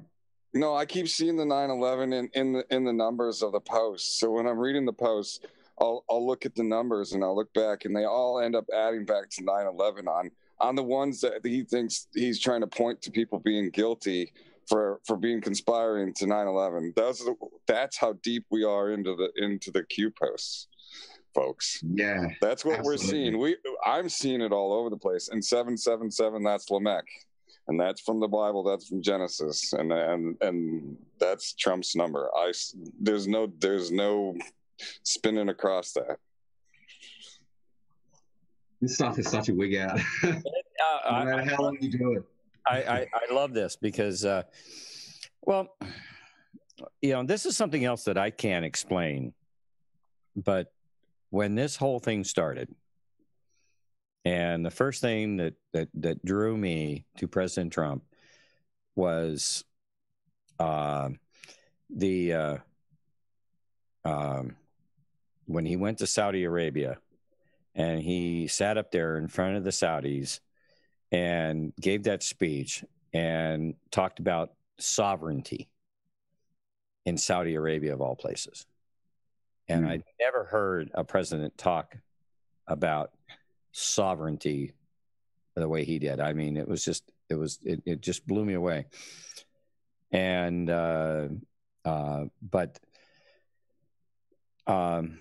then when we started seeing the Q post, and then the whole Mandalay Bay thing, and all of that stuff, it's just, that's why I was drawn to here at Patriot Soapbox and the Q posts. And when the Q posts started coming out, I get lost in the gematria. I can't do it. I don't have the patience for it.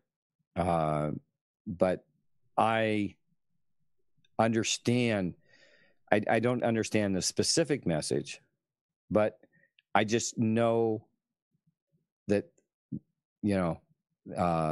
first off, I've said from day one, this whole thing, they've used an incredibly complex computer system to completely war game everything. They wouldn't have taken on this type of a task without having every angle possible covered.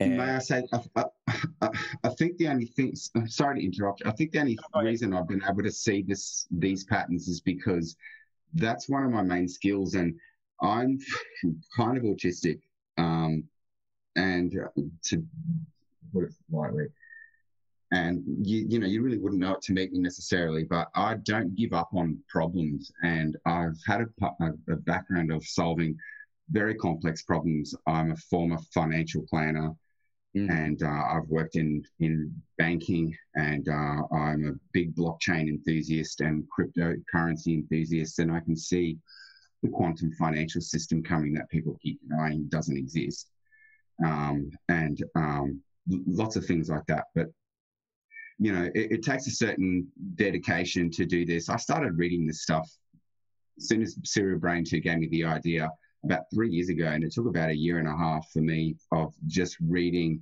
50, 60, 70, 100 pages of results, going through everything line by line. And at first it was like, okay, so there are a lot of results here. This could be used as a communication system. And from my understanding, through what I've gathered through the Gematria, the FBI is using this system for their covert communications, and this is something that's going to come out. So I'm kind of putting myself out on a limb here, making a call, but I think that's going to be proven true. I think you're spot on. I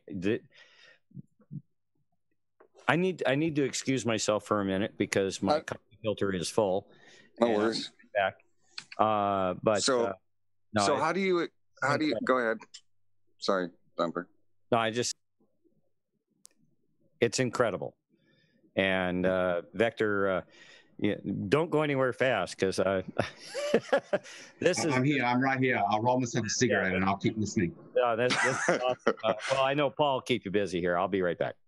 Okay, so if I pull up, I'm not going to be able to do that for our listeners, but if I pull up Q posts online, which I know I like to use because it's just raw Q posts. And I go to post 3936, right? Plus, you can use that site in a different way. So you go to post 3936 and you see October 22nd, 2020. So you've got 2222, 4 twos, and then you got 1111. He posted it at 1111, which is, if you add them up again, there's more twos. And then at the very end, it's timestamp 25 seconds. That's 7. So we got 711, don't we, sir? Yes, that's right. Okay. And Now, even root math matters here. So sometimes you'll be looking at these numbers and they're separated, but certain numbers you know to add together and certain numbers you know to leave by themselves, especially master numbers like 11, you wouldn't touch those. And sometimes 2 you can split if you have 902 into 1 and 1, because 2 is essentially 1 and 1, and 1 and 1 is essentially also 11 and pi. okay, so the post number is 4936. What do you get out of that? 4936. Hang on. Okay, so Add them up. What do you get? so I mean, 4936. What are we looking at here? So 9 and 13. 9 and 13 is 22. 4913 straight away. Okay, so there's an essential occult number. You have 3 and 6, but 3 6s is really, if you look at it the way the occultists look at things, is 666. 3 6s. It's like 322 is, 222222, or in, being the 22nd letter of the alphabet being VVV. And one of the articles in that long Masonic codes article talks about the 322 and just breaks that whole thing down to the nth degree. It really does. It's such a good article for people to read carefully and slowly over time when they have time, because it does kind of blow your head away a little bit. And when I saw that, right? So quite as cerebral as that. So when I saw that 4 9 and 3 6 equals 22, it set off an alarm bell at me, and I was like, something's coming up. And so I scroll up, right, and scroll up to post 4937, and I see there's an 18-second marker, right? And then all on the same day, October 22nd. So you still got the 2s.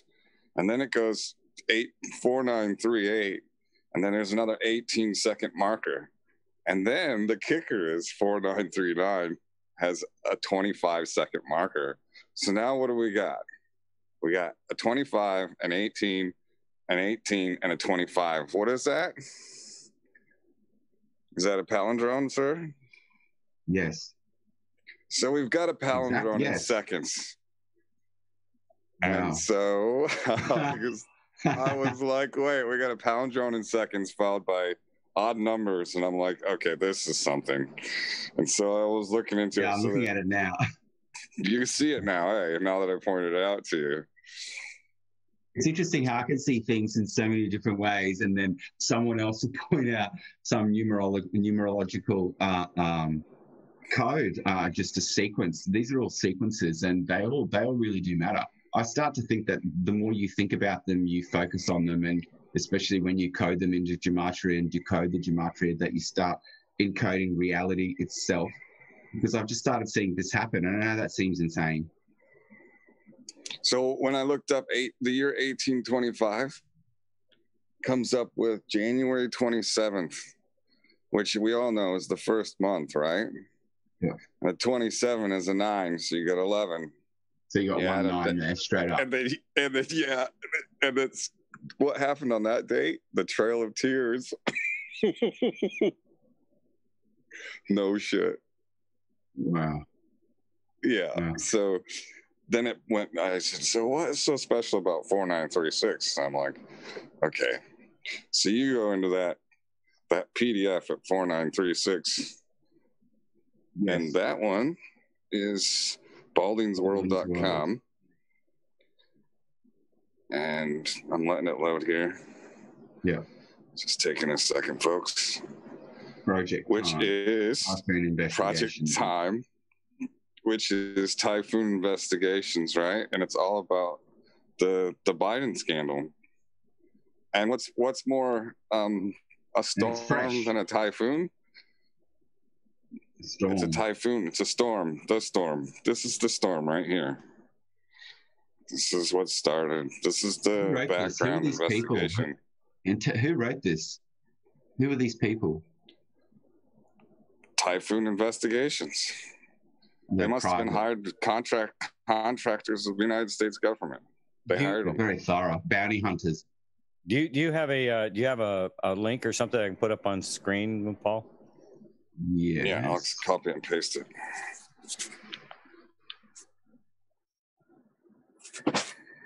By the way, I've had my friend Lachlan here listening in. He's just arrived and he's he knows all about it, but he's just kind of a lurker. So I just wanted to let you know that he was here. So hello, Lachlan. Hello. Well, welcome to the lurkers. Okay, so I gave it to you in Zoom.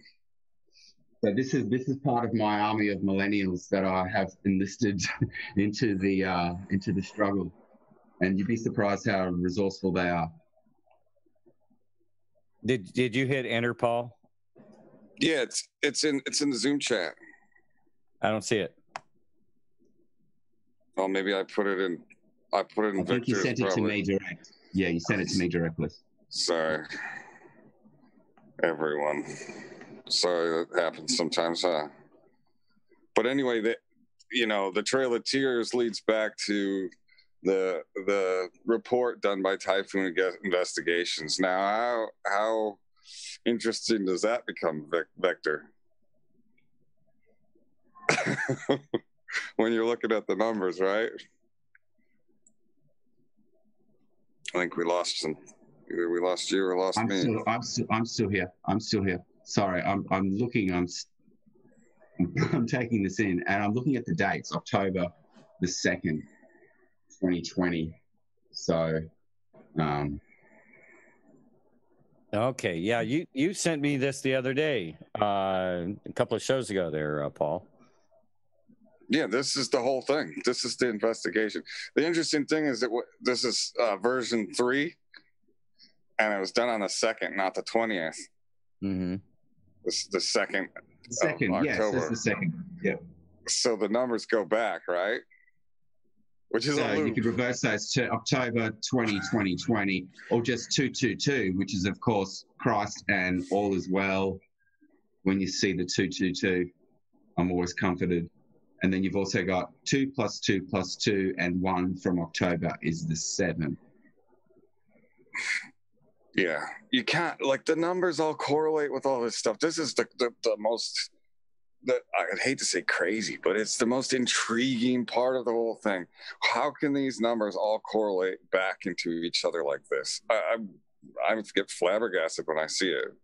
Thanks to my Vector, who got me started into the numbers.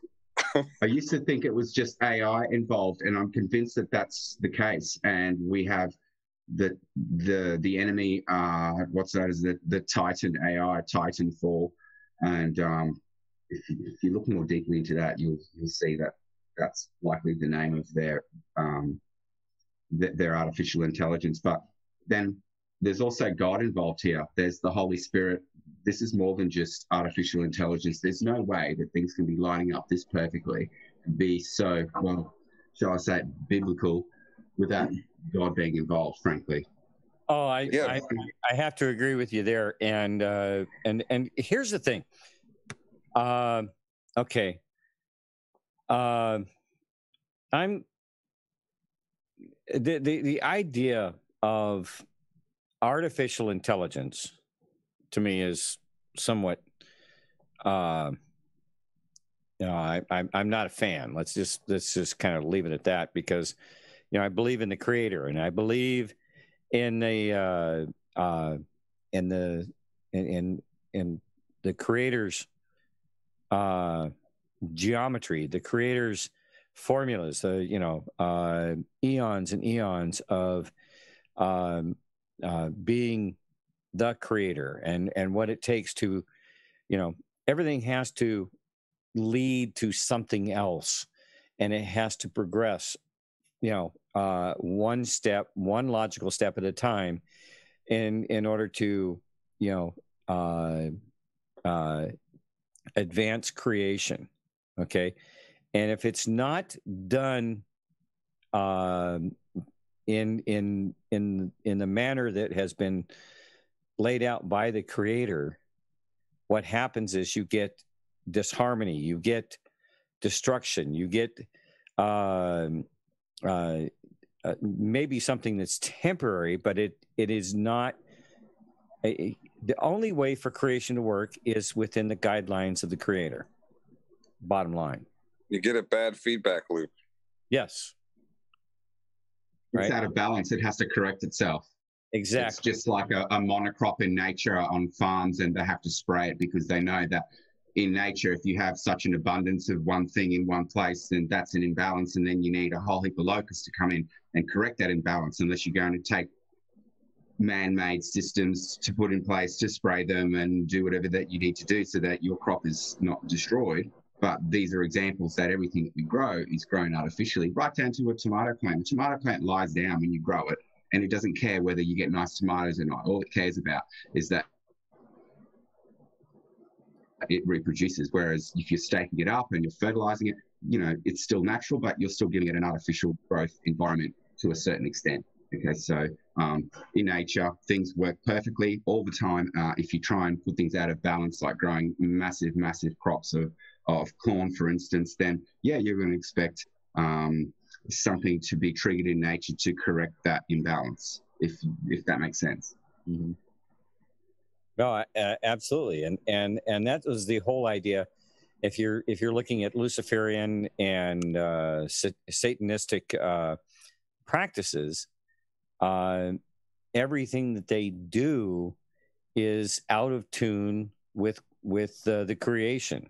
They have basically short-circuited in order to try to attain a shorter path to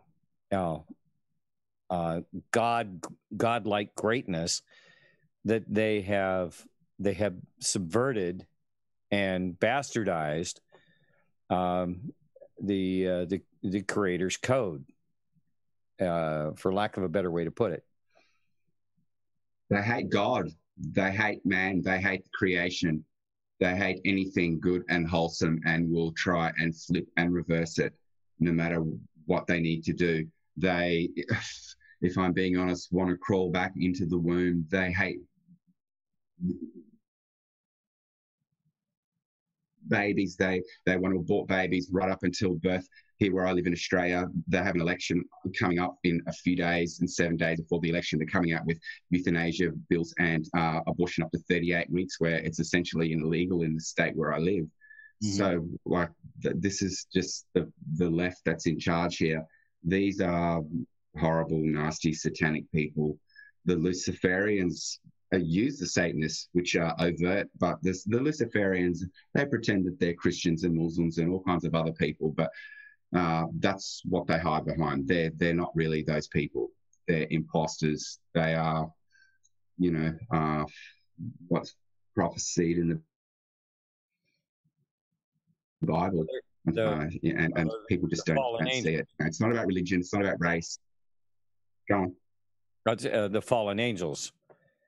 Absolutely, and their offspring. And people find it really, really hard to get their heads around this stuff and think, how can this be real? But, I once believed Darwinism was gospel, and I always believed in God and was a Catholic, and until I met my housemate a few years ago, and she was a devout Christian, born-again Christian, and she taught me a lot of things. And when I moved into the house, I thought she was nuts because she didn't believe that Darwinism was fair income, as we say in Australia. So fast forward for 5 years later, and I realised that, most all the things that she talked about and, that she disputed with me and that I argued with her about, that I was actually wrong about. And it's very hard to swallow those pills. So I was able to do it graciously and do a lot of work and research, but I'm not necessarily sure that the general public are prepared to do the same work and be as humble, have the same humility that I had to display, knowing that I'd made a mistake and the things that I've been taught all of my life, well, they weren't true. And, well, not mostly anyway. When you're Catholic, you don't get taught the Bible. Like, you don't, not really. And when you actually read the Bible and you go to yourself, okay, right, so I've missed a lot here. And this isn't like I haven't been a very spiritual person, very loyal to God and to Jesus, but it just wasn't the same. You know, I've only had half the story. Going back to Darwinism, I just know that, like, I'm a firm believer in the 6-day creation, you know, and I've got my reasons for that, and I can break things down right down to the smallest esoteric level and prove it with all of my maths and numerology. But I don't really want to do that on the show here. Obviously, it's independent forever. But yeah, there's more to it than just to say this isn't real and everything that science tells us is correct. When it isn't, it's just another dogma. It's just another religion. You know, they're trying to teach us all kinds of stuff. Like, I remember going back to school and the things that they taught me in science and the things that I know now regarding gravity and the reality of what it is and the electric holographic universe, the equations that they use in the internet. Sorry. Oh well, Go ahead. question I want to ask to you. Have you looked at things like the Law of One documents? Are you familiar with them at all? Yes, I am, and I'm not really sure whether they're necessarily, you know, where Christians should be basing where they're coming from. You know, and you've got channeled messages from God knows where, and this seems to me demonic. You know, I get my messages directly from the Holy Spirit. I'm praying all of the time. I know my source is pure. You know, whereas as far as Ra from the Law of One, I'm not really sure about that necessarily. And I have read a lot of this, and it is good. And I don't want to dismiss it. I don't, but I would be just somewhat questioning and wary about that kind of thing. And I'm not saying dismiss it. I'm not saying that whatsoever, because it's some of the most amazing, mind-blowing stuff, and people should either way, you should go and check everything out. How do you think I learned all of this stuff about the occult and all of that stuff? Studying our enemies and trying to find out what the hell these people are doing and why they're doing it and what all this symbolism is about, because this is their language, this is their religion, this is their code. And once you learn it, you pick it up, you start to see it everywhere, and you start to realize just the difference between these people that have this knowledge and the rest of everybody else, and it's a really big gulf. Mm-hmm. Have you ever run across anybody that has a somewhat just a natural knowing or understanding, but really doesn't understand the like you say, the gematria, the things that you see? Have you ever run across anybody that understands it but doesn't connect it to the? Do you think you have to be able to understand the gematria, in other words, and the communication? No. I've noticed these patterns in this language and realized that it was a language that could be developed into a code that could then be put on the internet that other people would notice, and it would become a self-fulfilling secret code. That's the point. And I think that there's been some success with that. But the whole point of being able to see these patterns in the first place, for me personally, because I'm not going to say that I suffer from it, but I experienced something called synesthesia. And this is something that I've really kind of always done, but unfortunately I've probably taken over the years, and at times when I had a lot of problems, I took a lot of LSD and MDMA when I went to rave pubs. And not to say that it damaged my brain necessarily, but it completely opened my pineal gland and gave me insights into things that I would have never otherwise have seen. I started drawing sacred geometry in particular. I wanted to know about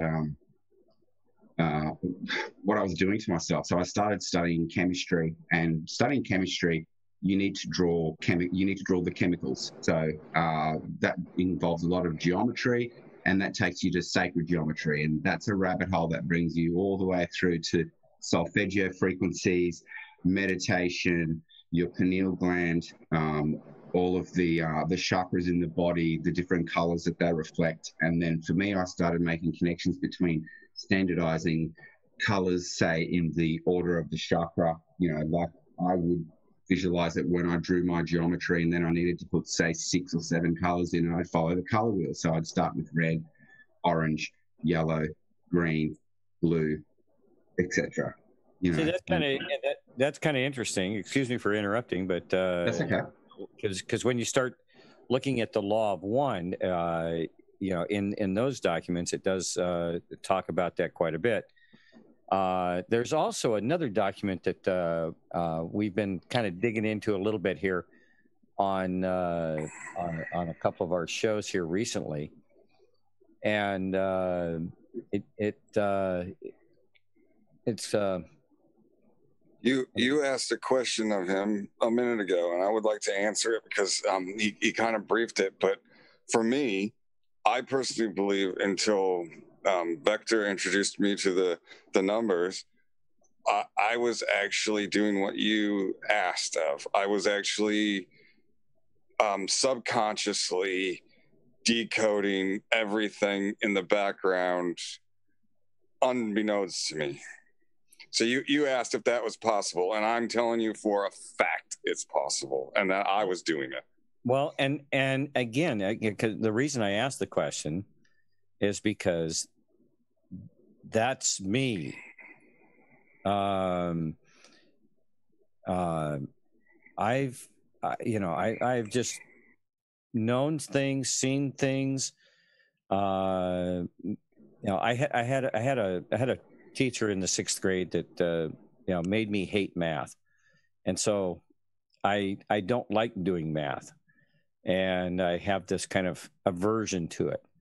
But so when it comes to like adding up numbers and gematria and things like that, I kind of like,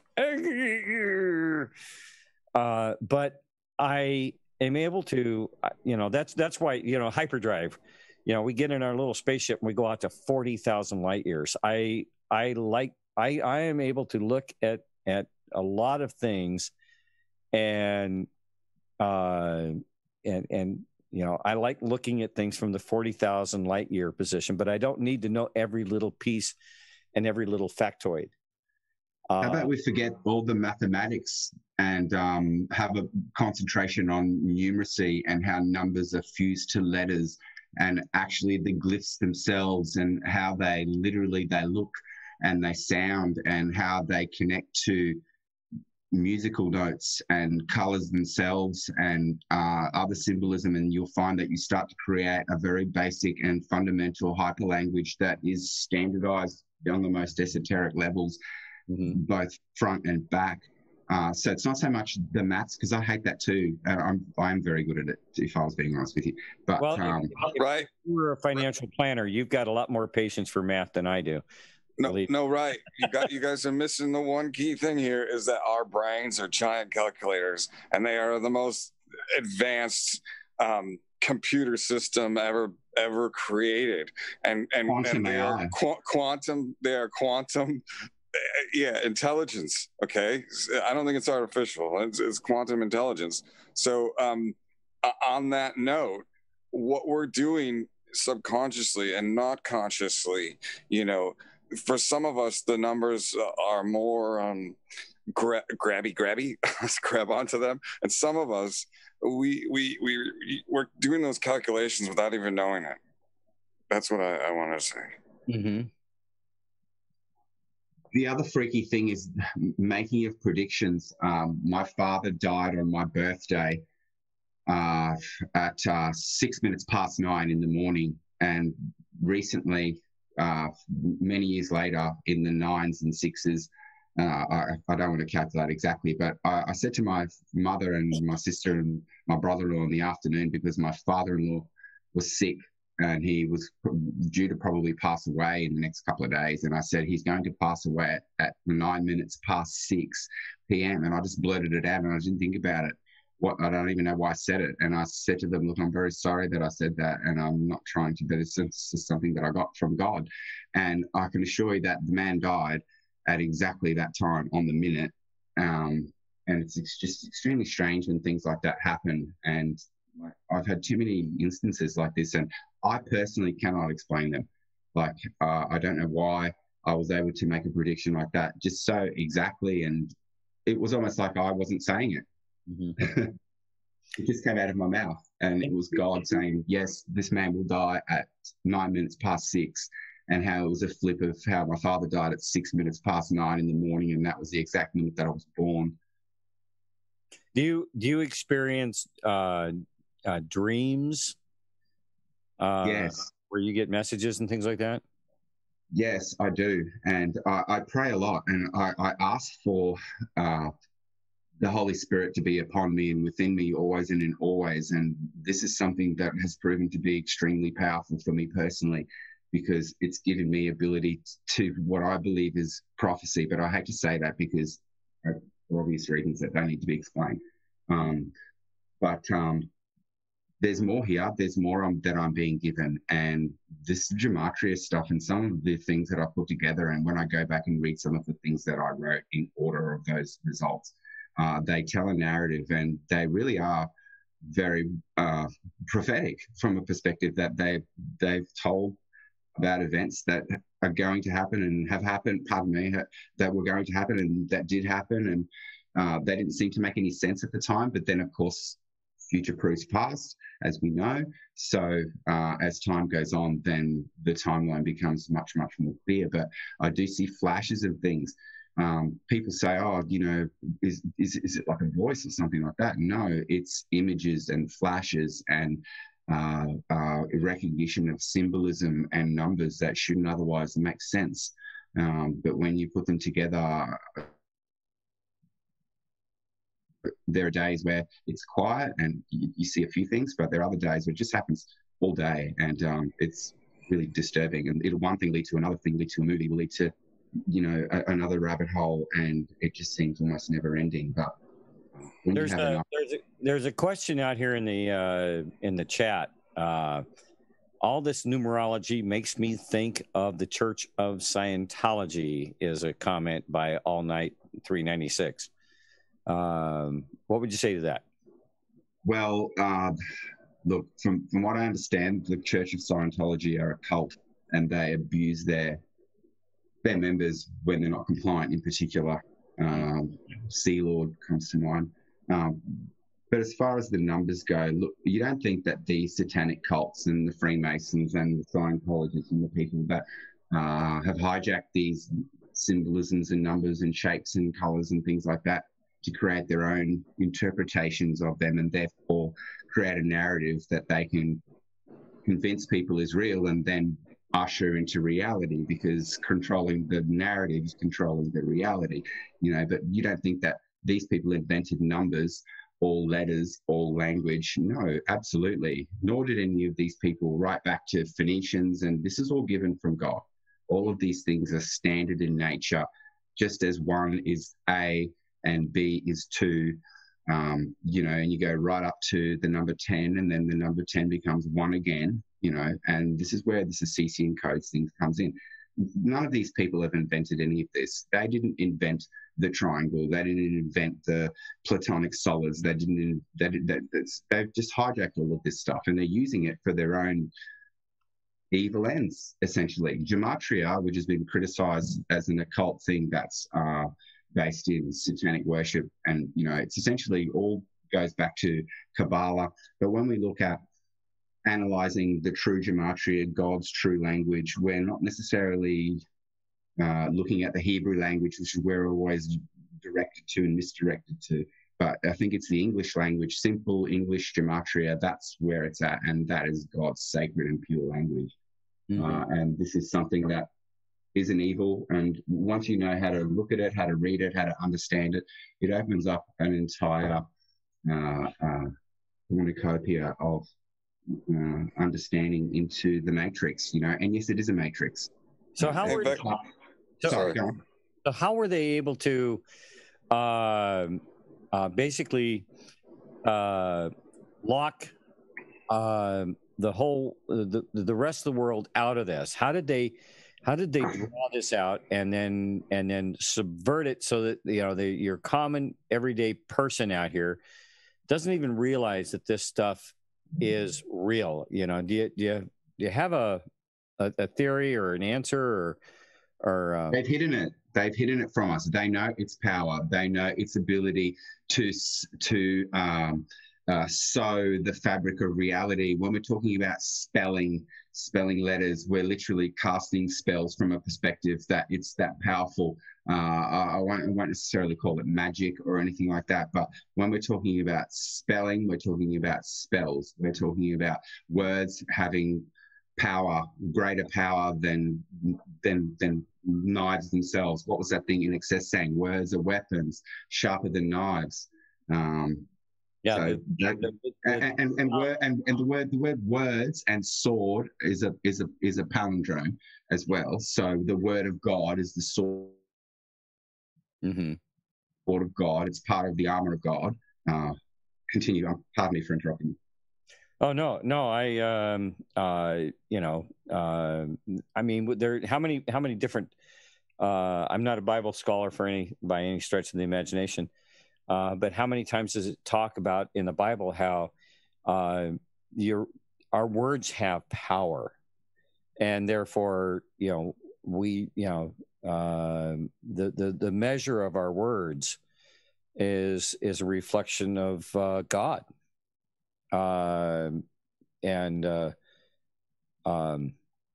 That's why there's quite a bit of scripture in the power that the words have. The word is the power. Jesus was the word, and he was with God from the very beginning. God used sound, which manifests through vibration in the air or through the fabric of the universe as light. And that was what was created during Genesis in the 6 days. God using his mighty word. And that goes back to, when you talk about Tesla. Tesla said, the secrets of the universe is, resonance and frequency and timing, basically. Well, but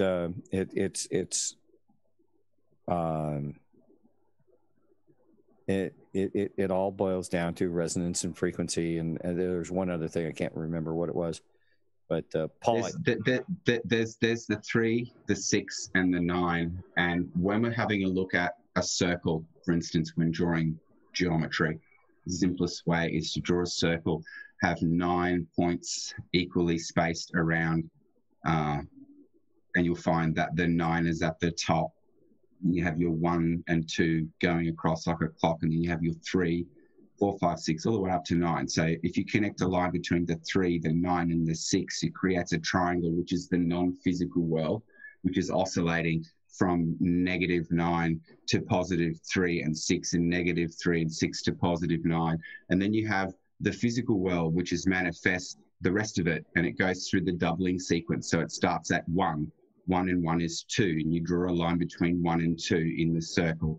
2 and 2 is 4, and you draw a line from 2 and 4. 4 and 4 is 8, and so on. 8 and 8 is 16, but then 6 and 1 is 7, of course, which is why 16 is such a special number, and 16 and 16 is 32. So it creates, and so on. So it creates a cycle in the physical world of 1, 2, 4, 7, 8, 5 continually, with the oscillating 3, 9, and 6. So this is your basic vortex 9 mathematics and the creation of free energy through a double toroidal energy field. Now, this is something that a lot of people know, and it's once you start to coil together copper wires and stuff like that, this is going to be the secrets where the free energy is going to come from, but also where healing energy fields are coming from. They're using this particular mathematics. Now, it's all based on this root maths. It's all based on breaking things down, just like the Assisian codes are. When you get to the letter 10 and you break it down, and the letter 10 is actually a 1 because the 0 doesn't exist. And it creates this perpetual cycle of 1, 2, 4, 8, 7, 5, and 3, 9, 6, 6, 9, 3. in the non-physical world. So we have the electric and the magnetic, combining the physical and the ethereal in one to produce nature. So am I getting too technical? Yeah. Actually, no, because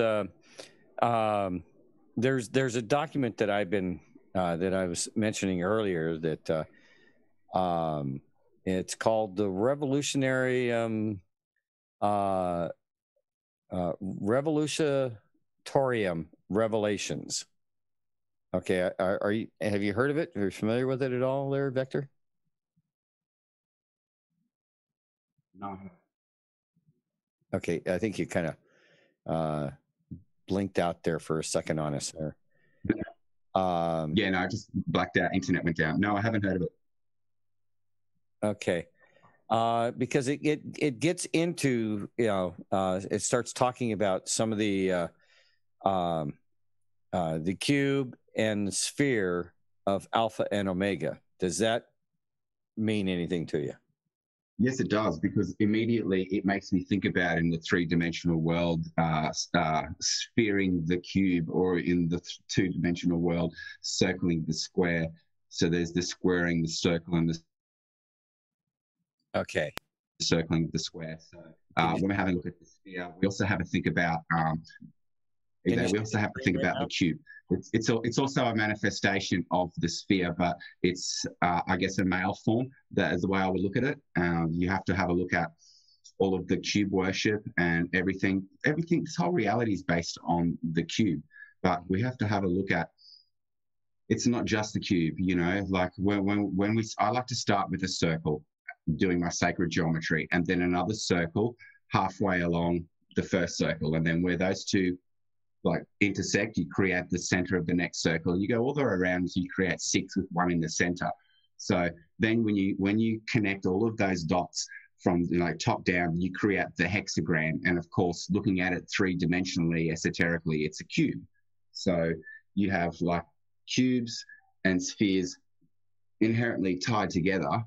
There's really no way out of it. When I draw a torus, for example, a double torus, I'm always going to use a 36 point torus going both ways, and this ties in perfectly to your hexagon, your sphere, your 360 degrees, and your pi. Because remember, pi is a circle. So the circumference of a circle, is pi, and its diameter is 6.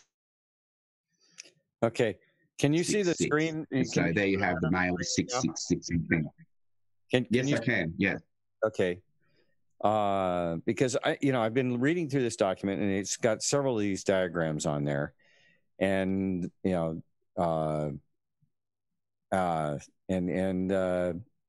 trying. I was hoping maybe to find somebody that understood, and can kind of decode, these diagrams, these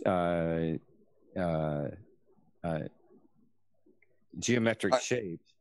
If not here online tonight, I definitely will once looking at it more carefully and drinking coffee, obviously.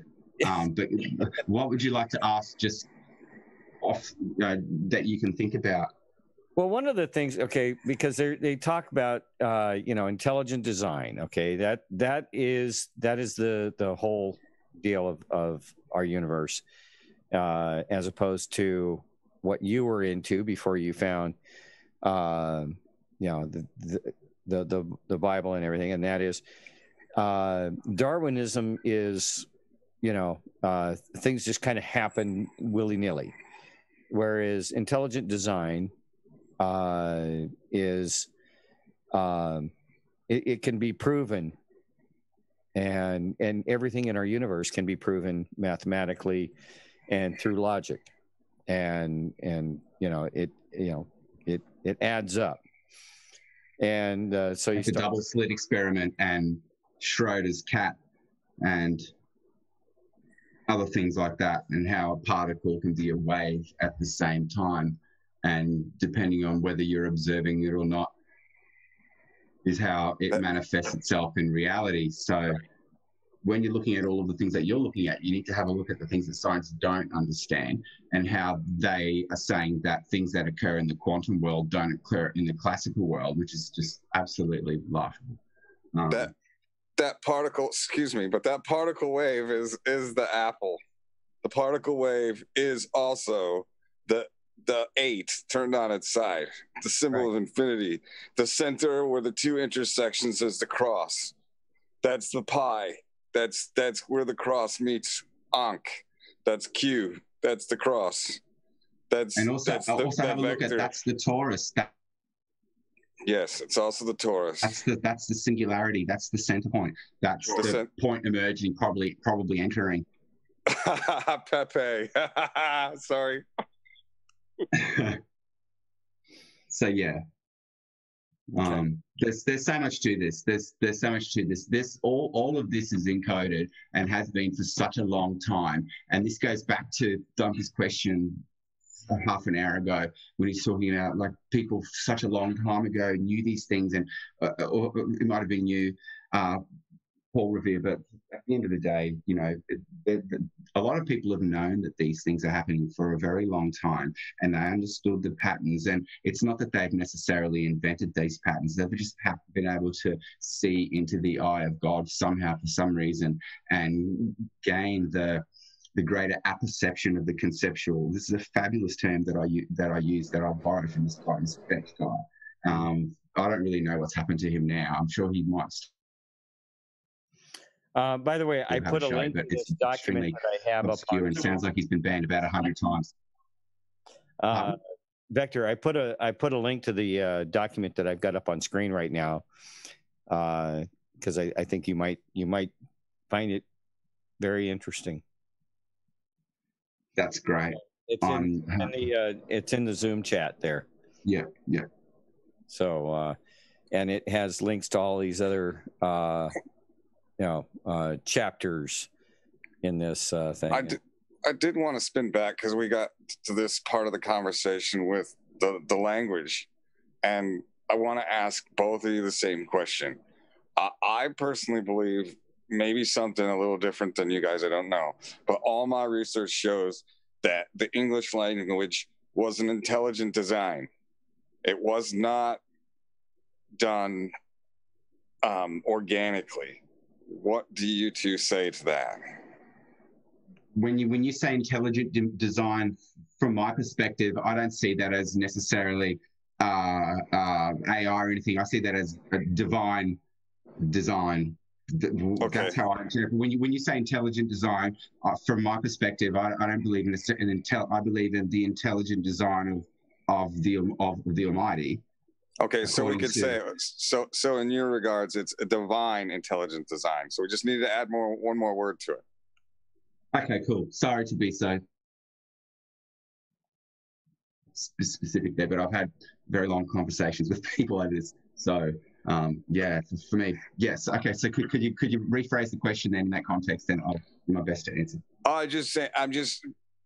All my evidence all my math in my brain is telling me that it's you cannot debate whether the English language has been divinely intelligently designed. How that has come about, I don't know, but I'm just, from my perspective, it's unequivocally that, and I just wanted to know your opinion on it, and if you believe the same thing. Oh, absolutely. When you go through that article, he splits the alphabet, and he talks about how if you get to A, B, C, D, E, F, and then there's 6 letters, and then you have the 7th letter G, and then you have H, I, J, K, L, M,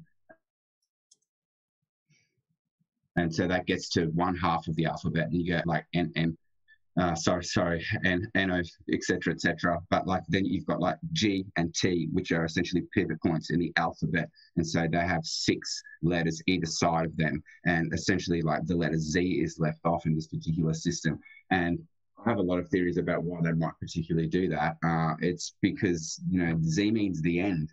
When Q talks about we had to do this so that we could avoid Z. Z is World War Z. It's the final war. It's the end of the story. It's everything.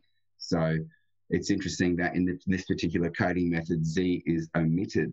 So I found that very, very interesting. But like, there's no way that somebody that this is just invented all of the phonetics, how it fuses all to all of the numbers, and it's just so beautiful. It's just so perfect and precise. And when you have a look at how all the numbers correspond to the geometry and platonic solids, and you start to make the connections there. And I can do this for you. I have to do this on paper because it's very complex. But then you'll just see the beauty and majesty that no one sees. This is the thing. No one ever sees this. And do they teach us in school? No, never, ever. By the way, I think Paul might have got bumped out of the room. He'll probably reconnect here in a moment. But I do have a question from somebody in chat. He was wondering if you can figure out that Freemason messages that they put out with that smile face every year. Does that mean anything to you? So the smiley face is in like the Jolly Roger, essentially. Like we're talking about a yellow face, 2 eyes and a smile, just simple like that. Right. Right. Well, that's a representation because I used to be a raver and I used to take LSD. So I understand that means acid LSD, but it's also more deeply esoterically the Jolly Roger. Remember that these people are pirates. So the pirates that used to go around and haul up the Jolly Roger and go and rob whoever, they were often false flags put up by all sorts of governments, whoever they were paid mercenaries. They were the ancestors of the modern day cabal, and they used the pirate, which is why the Skull and Bones used the Skull and Bones system, symbolism, and they're pretty much related to the same thing. So the Freemasons are giving that symbolism of the Jolly Roger because that's essentially the Skull and Bones. I can absolutely verify this, by the way. So it's a great question, and that connects to the 322. So when you read after part B in the article that you just read, there's another section that I think it's one of the last ones, and it talks about the 322, how the 322 is fused to VVV or the VW and the beetle, like the car, and why they use that symbolism, the scarab, which is a funerary symbol of the Illuminati, which base all of their ancient symbolism on Egyptian symbolism, Babylonian symbolism, Assyrian symbolism, Phoenician symbolism. This is very, very old. These people aren't new, and they're of the most ancient pagans. And, it's always a struggle between paganism and Christianity, I think, in the last couple of thousand years. And even before that, they're into their human sacrifices, they're sacrificing of virgins, which is code for sacrificing children. That's what people don't understand. We're talking about human sacrifice and sacrificing virgins. We're talking about sacrificing children. Another question out here. Okay, where'd it go? Oh, yes. Is your math similar to Marco Rodin vortex coil math? Absolutely. So Marco, he noticed these patterns, and he started to actually document it down and put it together. I'm not sure if everything's 100% right, because I know that there's other people that have expanded on some of the things that he said, and they claim that they may have found errors, but I'm yet to look into that necessarily. But the pure maths that he's put together is beautiful. So if you have a look at that and you can visualize that, and there's a lot of videos that look at this from a visual perspective, and I think that you do need to look at it standard. It's one thing to explain to you the maths and show you the beauty of that, but then there's also the visual aspects. So short of me writing all down on pieces of paper in strips and cutting them out and then tying them all together and to create a toroidal energy field pattern, it's better probably to get on YouTube I think it's IEAOE is the YouTube channel, and this guy's got about 6 or 7 videos that just shows all of the beauty of sacred geometry, right down to the formation of the Merkaba and how it spins in space. So the Merkaba, you've got 2 tetrahedrons. The top one, if you're spinning correctly energetically, is spinning to the right, and the bottom is spinning to the left, and it creates the double toroidal energy field, and also the disk in the center that's emanating from it. So, and you have the singularity in the center. Interesting. Very, very interesting. Let me see if we've got some other, a lot of folks out in chat have some questions here, and I'm trying to catch them. I'm looking at 3 different chat windows here. So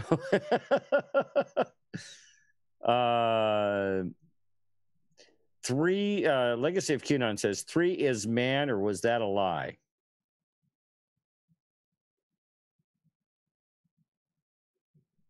Look, it's hard to say. I believe that yes, I think 3 is man. I think God's had to split himself at some point when God becomes conscious of himself, and this is where you get the split from the 1 essentially into a 9 and a 1, you know, and then you've got always the struggle between the anomaly, you know. Well, it's almost bringing back to the movie The Matrix. Pardon me? Well, it's interesting. In the document that I just that I gave you the link for, the Design of Creation, name of the document there, it explains the way it explains. There was, in the beginning, there was Alpha and Omega. Alpha being the male, Omega being the female, and they were separate, but they were conscious of themselves, but they were also conscious of each other. And then you know, it actually starts out the origins of intelligent design. Okay, I'm going to read a little bit of this and see how it, you know. As previously stated, creation exists solely through the intelligent design formulated by the creators to expand themselves within themselves. Every aspect of creation is by auspices of the design, and by the design, every aspect of creation has a given purpose. The creators are expressing their intelligent design through their Father, Mother, and only begotten Son/daughter, Holy Trinity aspect of themselves in order to expand themselves as produced manifestations of their intelligence. Energy and substance attributions within their lower dimensions. The heart of their intelligent design is their only begotten Son/daughter. The Father and Mother always were. The Son and the daughter were begot. In the days before cause, only the great even pool of darkness existed. In causeless cause, the great even pool of darkness is without limit and without bound. In causeless cause, the great even pool of darkness comprises only intelligent breath and tiny particles of substance. In causeless cause, no part of the great even pool of darkness is void of the tiny particles or of the breath. In causeless cause, the intelligent breath and tiny particles are in equal portion throughout every measure of the even pool. In causeless cause, the intelligent breath is singular and without limit, and the tiny particles are very small and without number. Over 100,000 make up a single electron. In causeless cause, the tiny particles hold the breath in absolute unchanging interfusion. Every tiny particle holds the same proportion of breath. No measure of breath exists outside of a tiny particle, and no tiny particle exists without its due portion of breath. Within their mutual interfusion, the two vibrations never meet. Standing in stoic causelessness, mutual stolidity throughout the endless reaches of the deep. In causeless cause, the breath vibrates with a single uniform pulsation. The causeless cause, in causeless cause, every tiny particle vibrates with its own regular standing wave singularity. In the arbitrary depiction of figure 10, only one waveform is represented. In actuality, the number of waveforms is very high. In causeless cause, the directionalities of the tiny particle standing waves are chaotically distributed throughout the even pool. By causeless cause of their two respective vibrations, both the intelligent breath and the tiny particles of substance live. In causeless cause, the vibrations of both the breath and tiny particles were originally high beyond measure, so high as to be absolute equivalent of an absolute flat line stasis, and silence was upon the face of the deep. In causeless entropy, the frequencies of the two vibrations were always gradually falling and gradually falling. Looking upwards past the flat line stasis, no limit exists as to how fast the vibratory rates might once have been occurring. Looking backwards past the current status, no limit exists as to how long the vibrations might once have been occurring. Over the countless eternities of countless silences passing, their vibratory rates continued to gradually fall and gradually fall. Eventually, the ever-falling vibrational rates began reaching down to a level where their inherent frequencies began to open up, and the flatline stasis began to give way to tiny ephemeral vestiges of the irregularities beginning to appear within their flatline vestiges. Over countless... Yes, sir.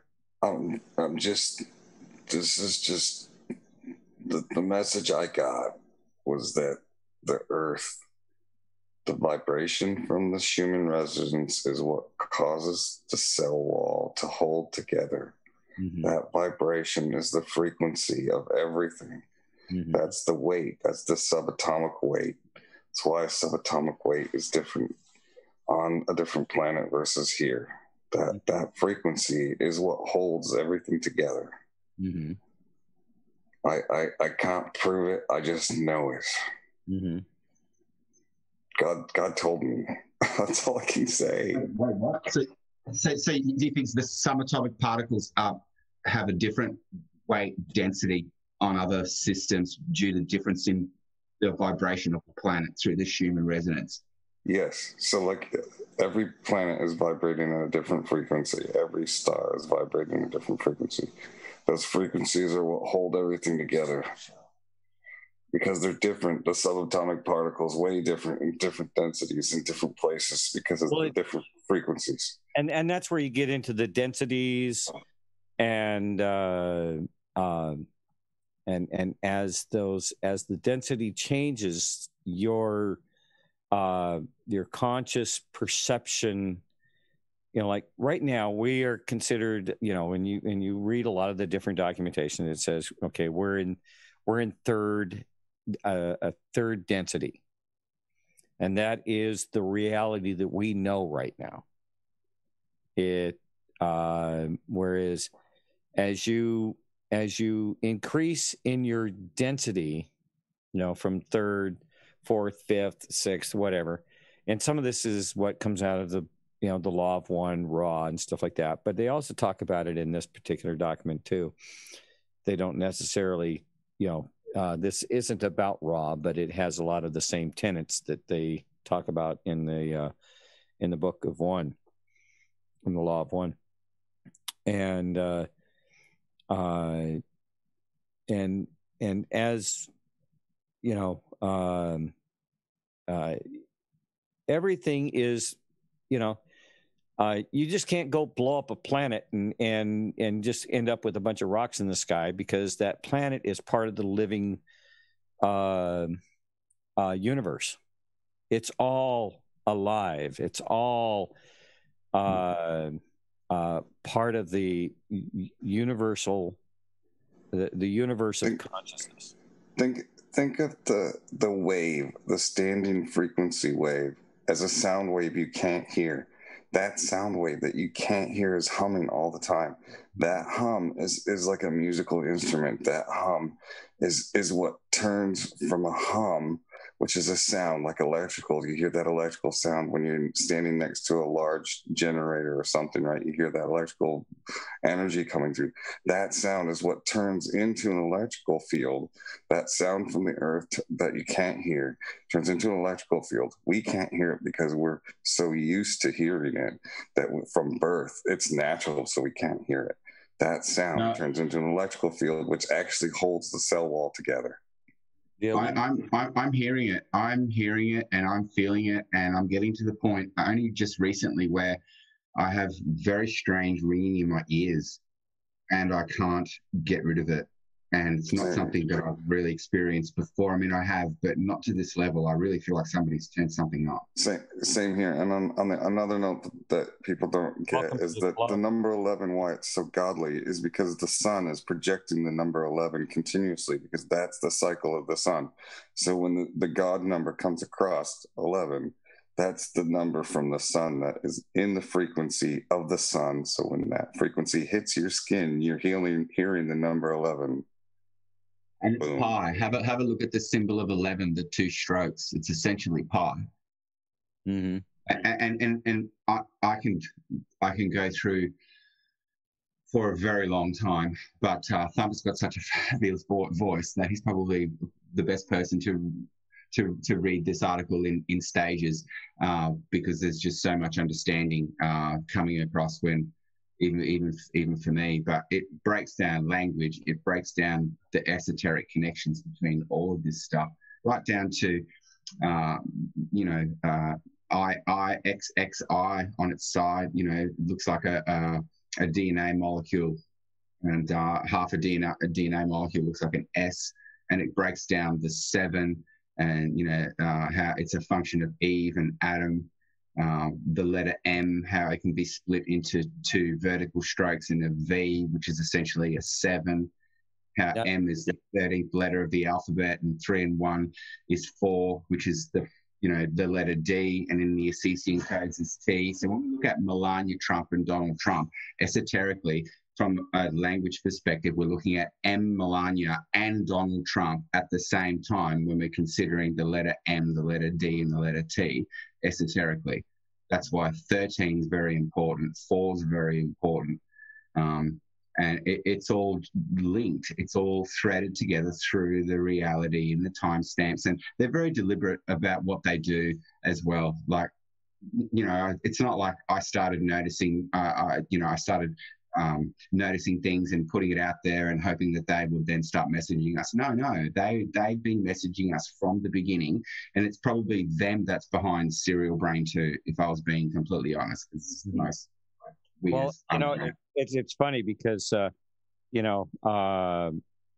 when one of the big things that happened very early on, we went to the Great Falls Trump rally.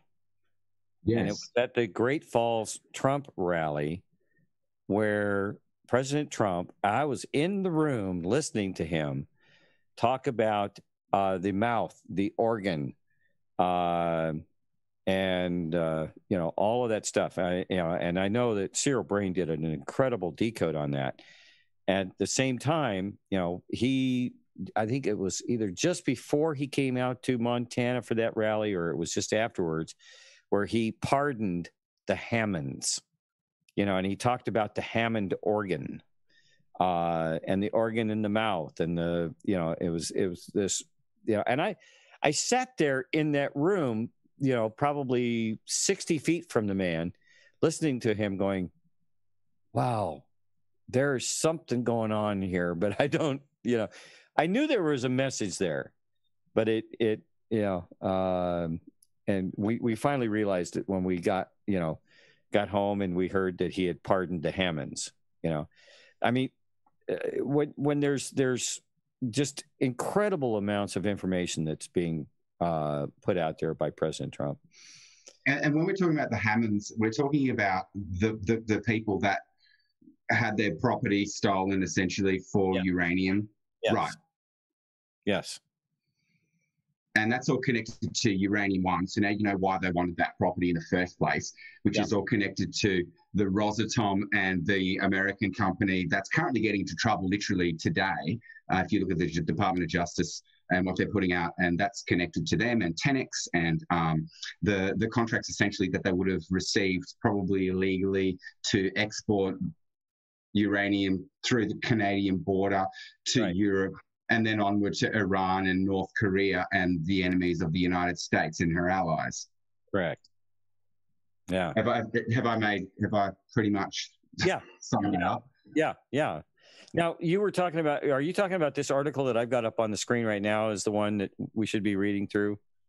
Yes, I mean it's all long, and there's part 2 here, but this is a very interesting part of it where it talks about literally, specifically the 322, the Skull and Bones, and how it connects to the VW. Obviously, a German company with all kinds of history, and we understand the connections between the Nazis and the Americans, all the way through industry and financing of the war by American financiers and high-level Nazis really ended up being collaborators. Lots of people, and even including George Prescott Bush.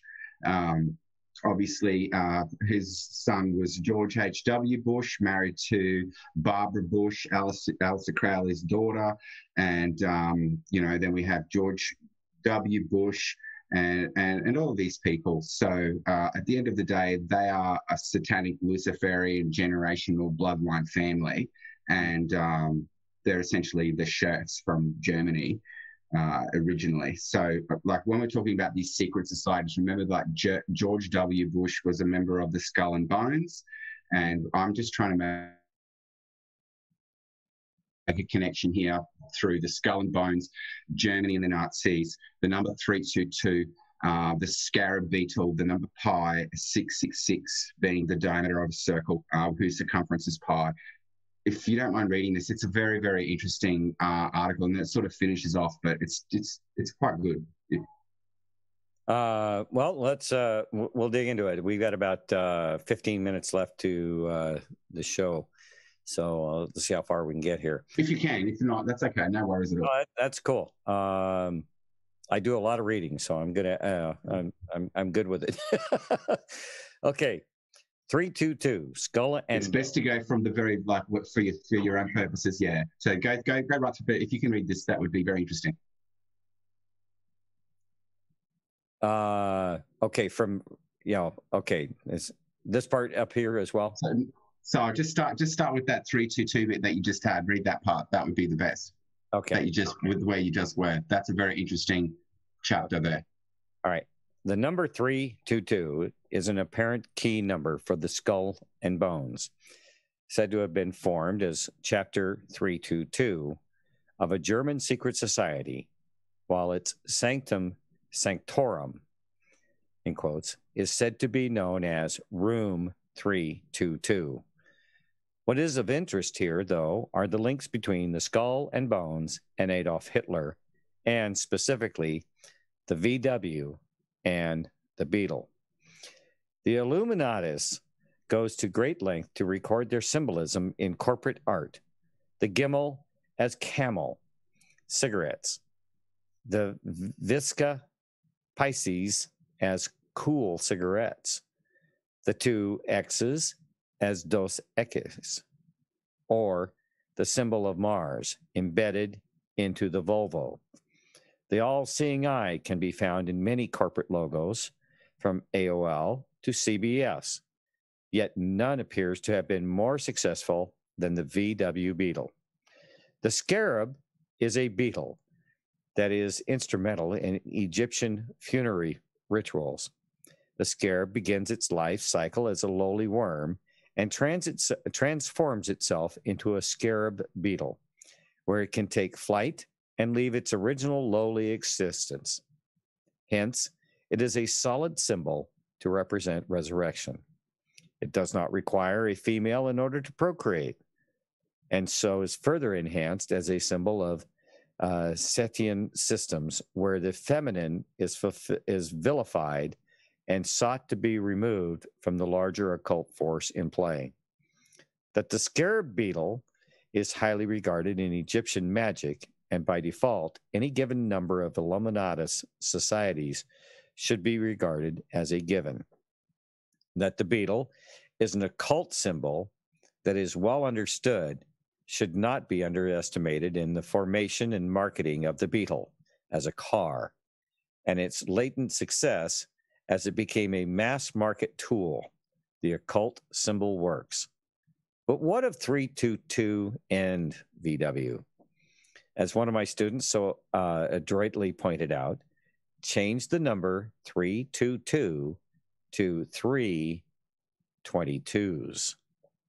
The letter V is 22. The symbol of the VW is comprised of two interlocking V's to form a third, smaller V at the center.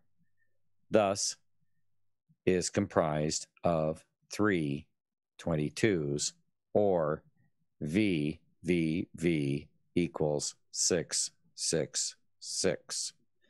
Surrounded in a circle of pi, and VW becomes pi and 666. Fuse it to a beetle, the scarab, and you have the most successful selling car in the history of mankind. Pi and 666. 322. Okay. So I just wanted to say, because then I've got just the end of like the entire article there. But I just wanted to say that when we're talking about VVV being 666, so V in the Assisian codes, you'll find out when you go through this much more carefully. But the E and the V represents both 5 and 6. Okay, from the perspective, so 5 can equal 6 in this particular thing, and all these occult people know this, and they always joke amongst themselves how 5 can equal 6. And of course, V is the 5th letter of the Roman alphabet, and it does take a little bit more study further back into the article. But when you have a look at that, and you're probably thinking to yourself, how does VVV equal 666? Because V equals 5 and 5 equals 6 essentially in this Setian Assisian coding system. Therefore, V being 5 equals 6 and VVV equals 666. I'm sorry to be a bit confusing there, but I just knew that there's got to be some prior study so that there's some understanding about how certain letters and numbers equal other things. Just as I explained earlier, the number 13 is the letter M, and 3 and 1 is 4, and 4 is D, and also T in the Assisian codes. You have M, D, and T. Do you see what I mean? So this is what I mean. So they're communicating all the time, and people take it on face value, but they don't understand that they've slid all of these letters and numbers, and they've created their own codes on the most esoteric levels. And once you understand these particular codes, which this particular gentleman, the Fetch, didn't necessarily invent, he's just coined the term, and he's resurrected something that's many thousands of years old, and it's pretty like straightforward, even from the perspective if he's never heard of this. Fascinating. To be adding numbers up and using root math. You understand? So I just wanted to say that so that you understand where I'm coming from, because there's a lot to this, and you probably should go through Thumper and read before the next episode just the entire article very, very carefully with your coffee over a week or two, and then you'll have a much deeper understanding of the things that I'm talking about. Mm-hmm. Yeah, I'm definitely going to be reading through this thing. By the way, we've got about 8 minutes left to the top of the hour when our show is over. And Vector, I would like to extend an invitation for you to come back. I don't know what your schedule is like or how it works out for you. Thank you. I really appreciate it. I wasn't sure. I've never been on a program, so I'm a bit nervous, and I'm not sure how you're going to take my Australian accent.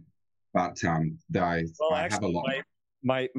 The researcher for my program, Danusha Kay, she's from your country. She's an Aussie as well.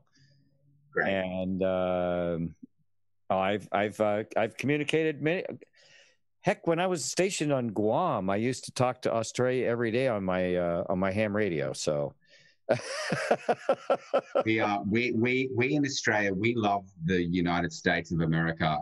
Forget the brainwashed people, but we understand that you are a security umbrella, and we've gone and fought in every war, right or wrong, side by side with the United States since the inception of the country. And at the moment, we're under a Chinese invasion, New World Order invasion, starting with a beachhead in Victoria. That's why there's such bad lockdowns down there, because the satanic Luciferians are in control in there, and there's a lot of pedophilia and more than likely deep underground military bases being cleaned, and there's a lot going on because the entire country is in the midst of a group of elite pedophile rings, both in Australia and in New Zealand. So we're in trouble. Yeah, you've got Pine Gap down there, which is a big issue, I'm sure. And apparently, it's from what I understand through my visions and my gematria, and I'll phrase it like that from where I'm getting this information. I'll base it through, because I do remote viewing. I'm not just a polymath. I don't like to say this to people, but the main thing that I do is remote view. And I see what I would describe as a Draco influence in Pine Gap, and as well as Area 51. And there's a very, very good reason why the Australian Prime Minister asked at the beginning of the coronavirus whether or not it was a risk that American soldiers were being transported into the country via Pine Gap, and he fully shut that down instantly. And it wasn't something that we were able to talk about at all. So I know that there's a lot going on, and I'm not necessarily saying, aliens are necessarily what they are. They're extraterrestrial. I think they're more interdimensional beings, more biblical, very advanced demonic beings. I've always been here. I think that there's more built under the ground and deep in the earth than you can even see above the earth. I think that's a given as well. And I'd like to take this, because I've written other articles. I'm mainly a researcher. I don't just write articles. I like to put the dots together, and I like to do the research. I don't want recognition from anyone necessarily. I like anonymity, but I do like a platform to be able to discuss these things with other people that, I'm reading about all of the time. And I would like to be able to discuss what's going on with our country here in Australia, because this is a test ground. The Chinese take over. They're the stormtroopers of the New World Order, and they're bringing in their social credit system. And we have an election in one of the states here in northern Queensland on the 31st of October. And it's very, very important that there's a change and there's a shift, because I do believe that we'll enter lockdown restrictions vis-a-vis Victoria. And the only reason we haven't been in that sort of a lockdown here is because there's an election coming. Mm-hmm. So if that's not sorted, then I do believe that, Australia may be in a bit of trouble until such time as we can vote out the people that we have. The whole place is just rife with pedophiles in the government, and Freemasonry. Freemasonry controls the country. I definitely want to invite you back. I do have another. We have a 2-hour show on it. Well, it's our Saturday evening, which would be your Sunday morning, I think. That would be okay. But I'll have Paul. You and he can figure out, and then I can get your contact information from Paul, and figure out how we can kind of coordinate some things. But right now, we're going to have to say goodnight for the evening, and I want to again just thank you, for sharing your information and sharing these documents, and we'll get together again. Thank you very much, and I'm sorry if I seem a bit broken up, but I'm very, very nervous. Oh, you're doing yeah fantastic. No, I'll tell you what. Thank you. Thank you. And Paul, it was a pleasure to meet you, by the way, and your guests. And I look forward to speaking to you very soon. I'm sure Paul will let me know when to catch up. Yeah.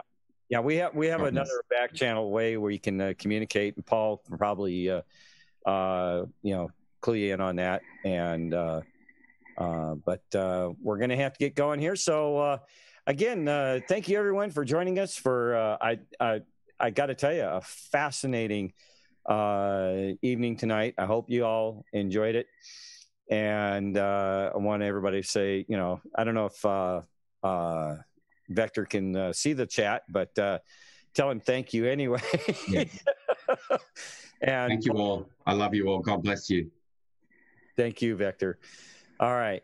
So I think it's time to fire up the TR3B and get our little butts back so that Rooster can fire up the 18-wheeler and take you down the next pathway. So here we go, guys. Buckle it up, buttercups. We're heading back.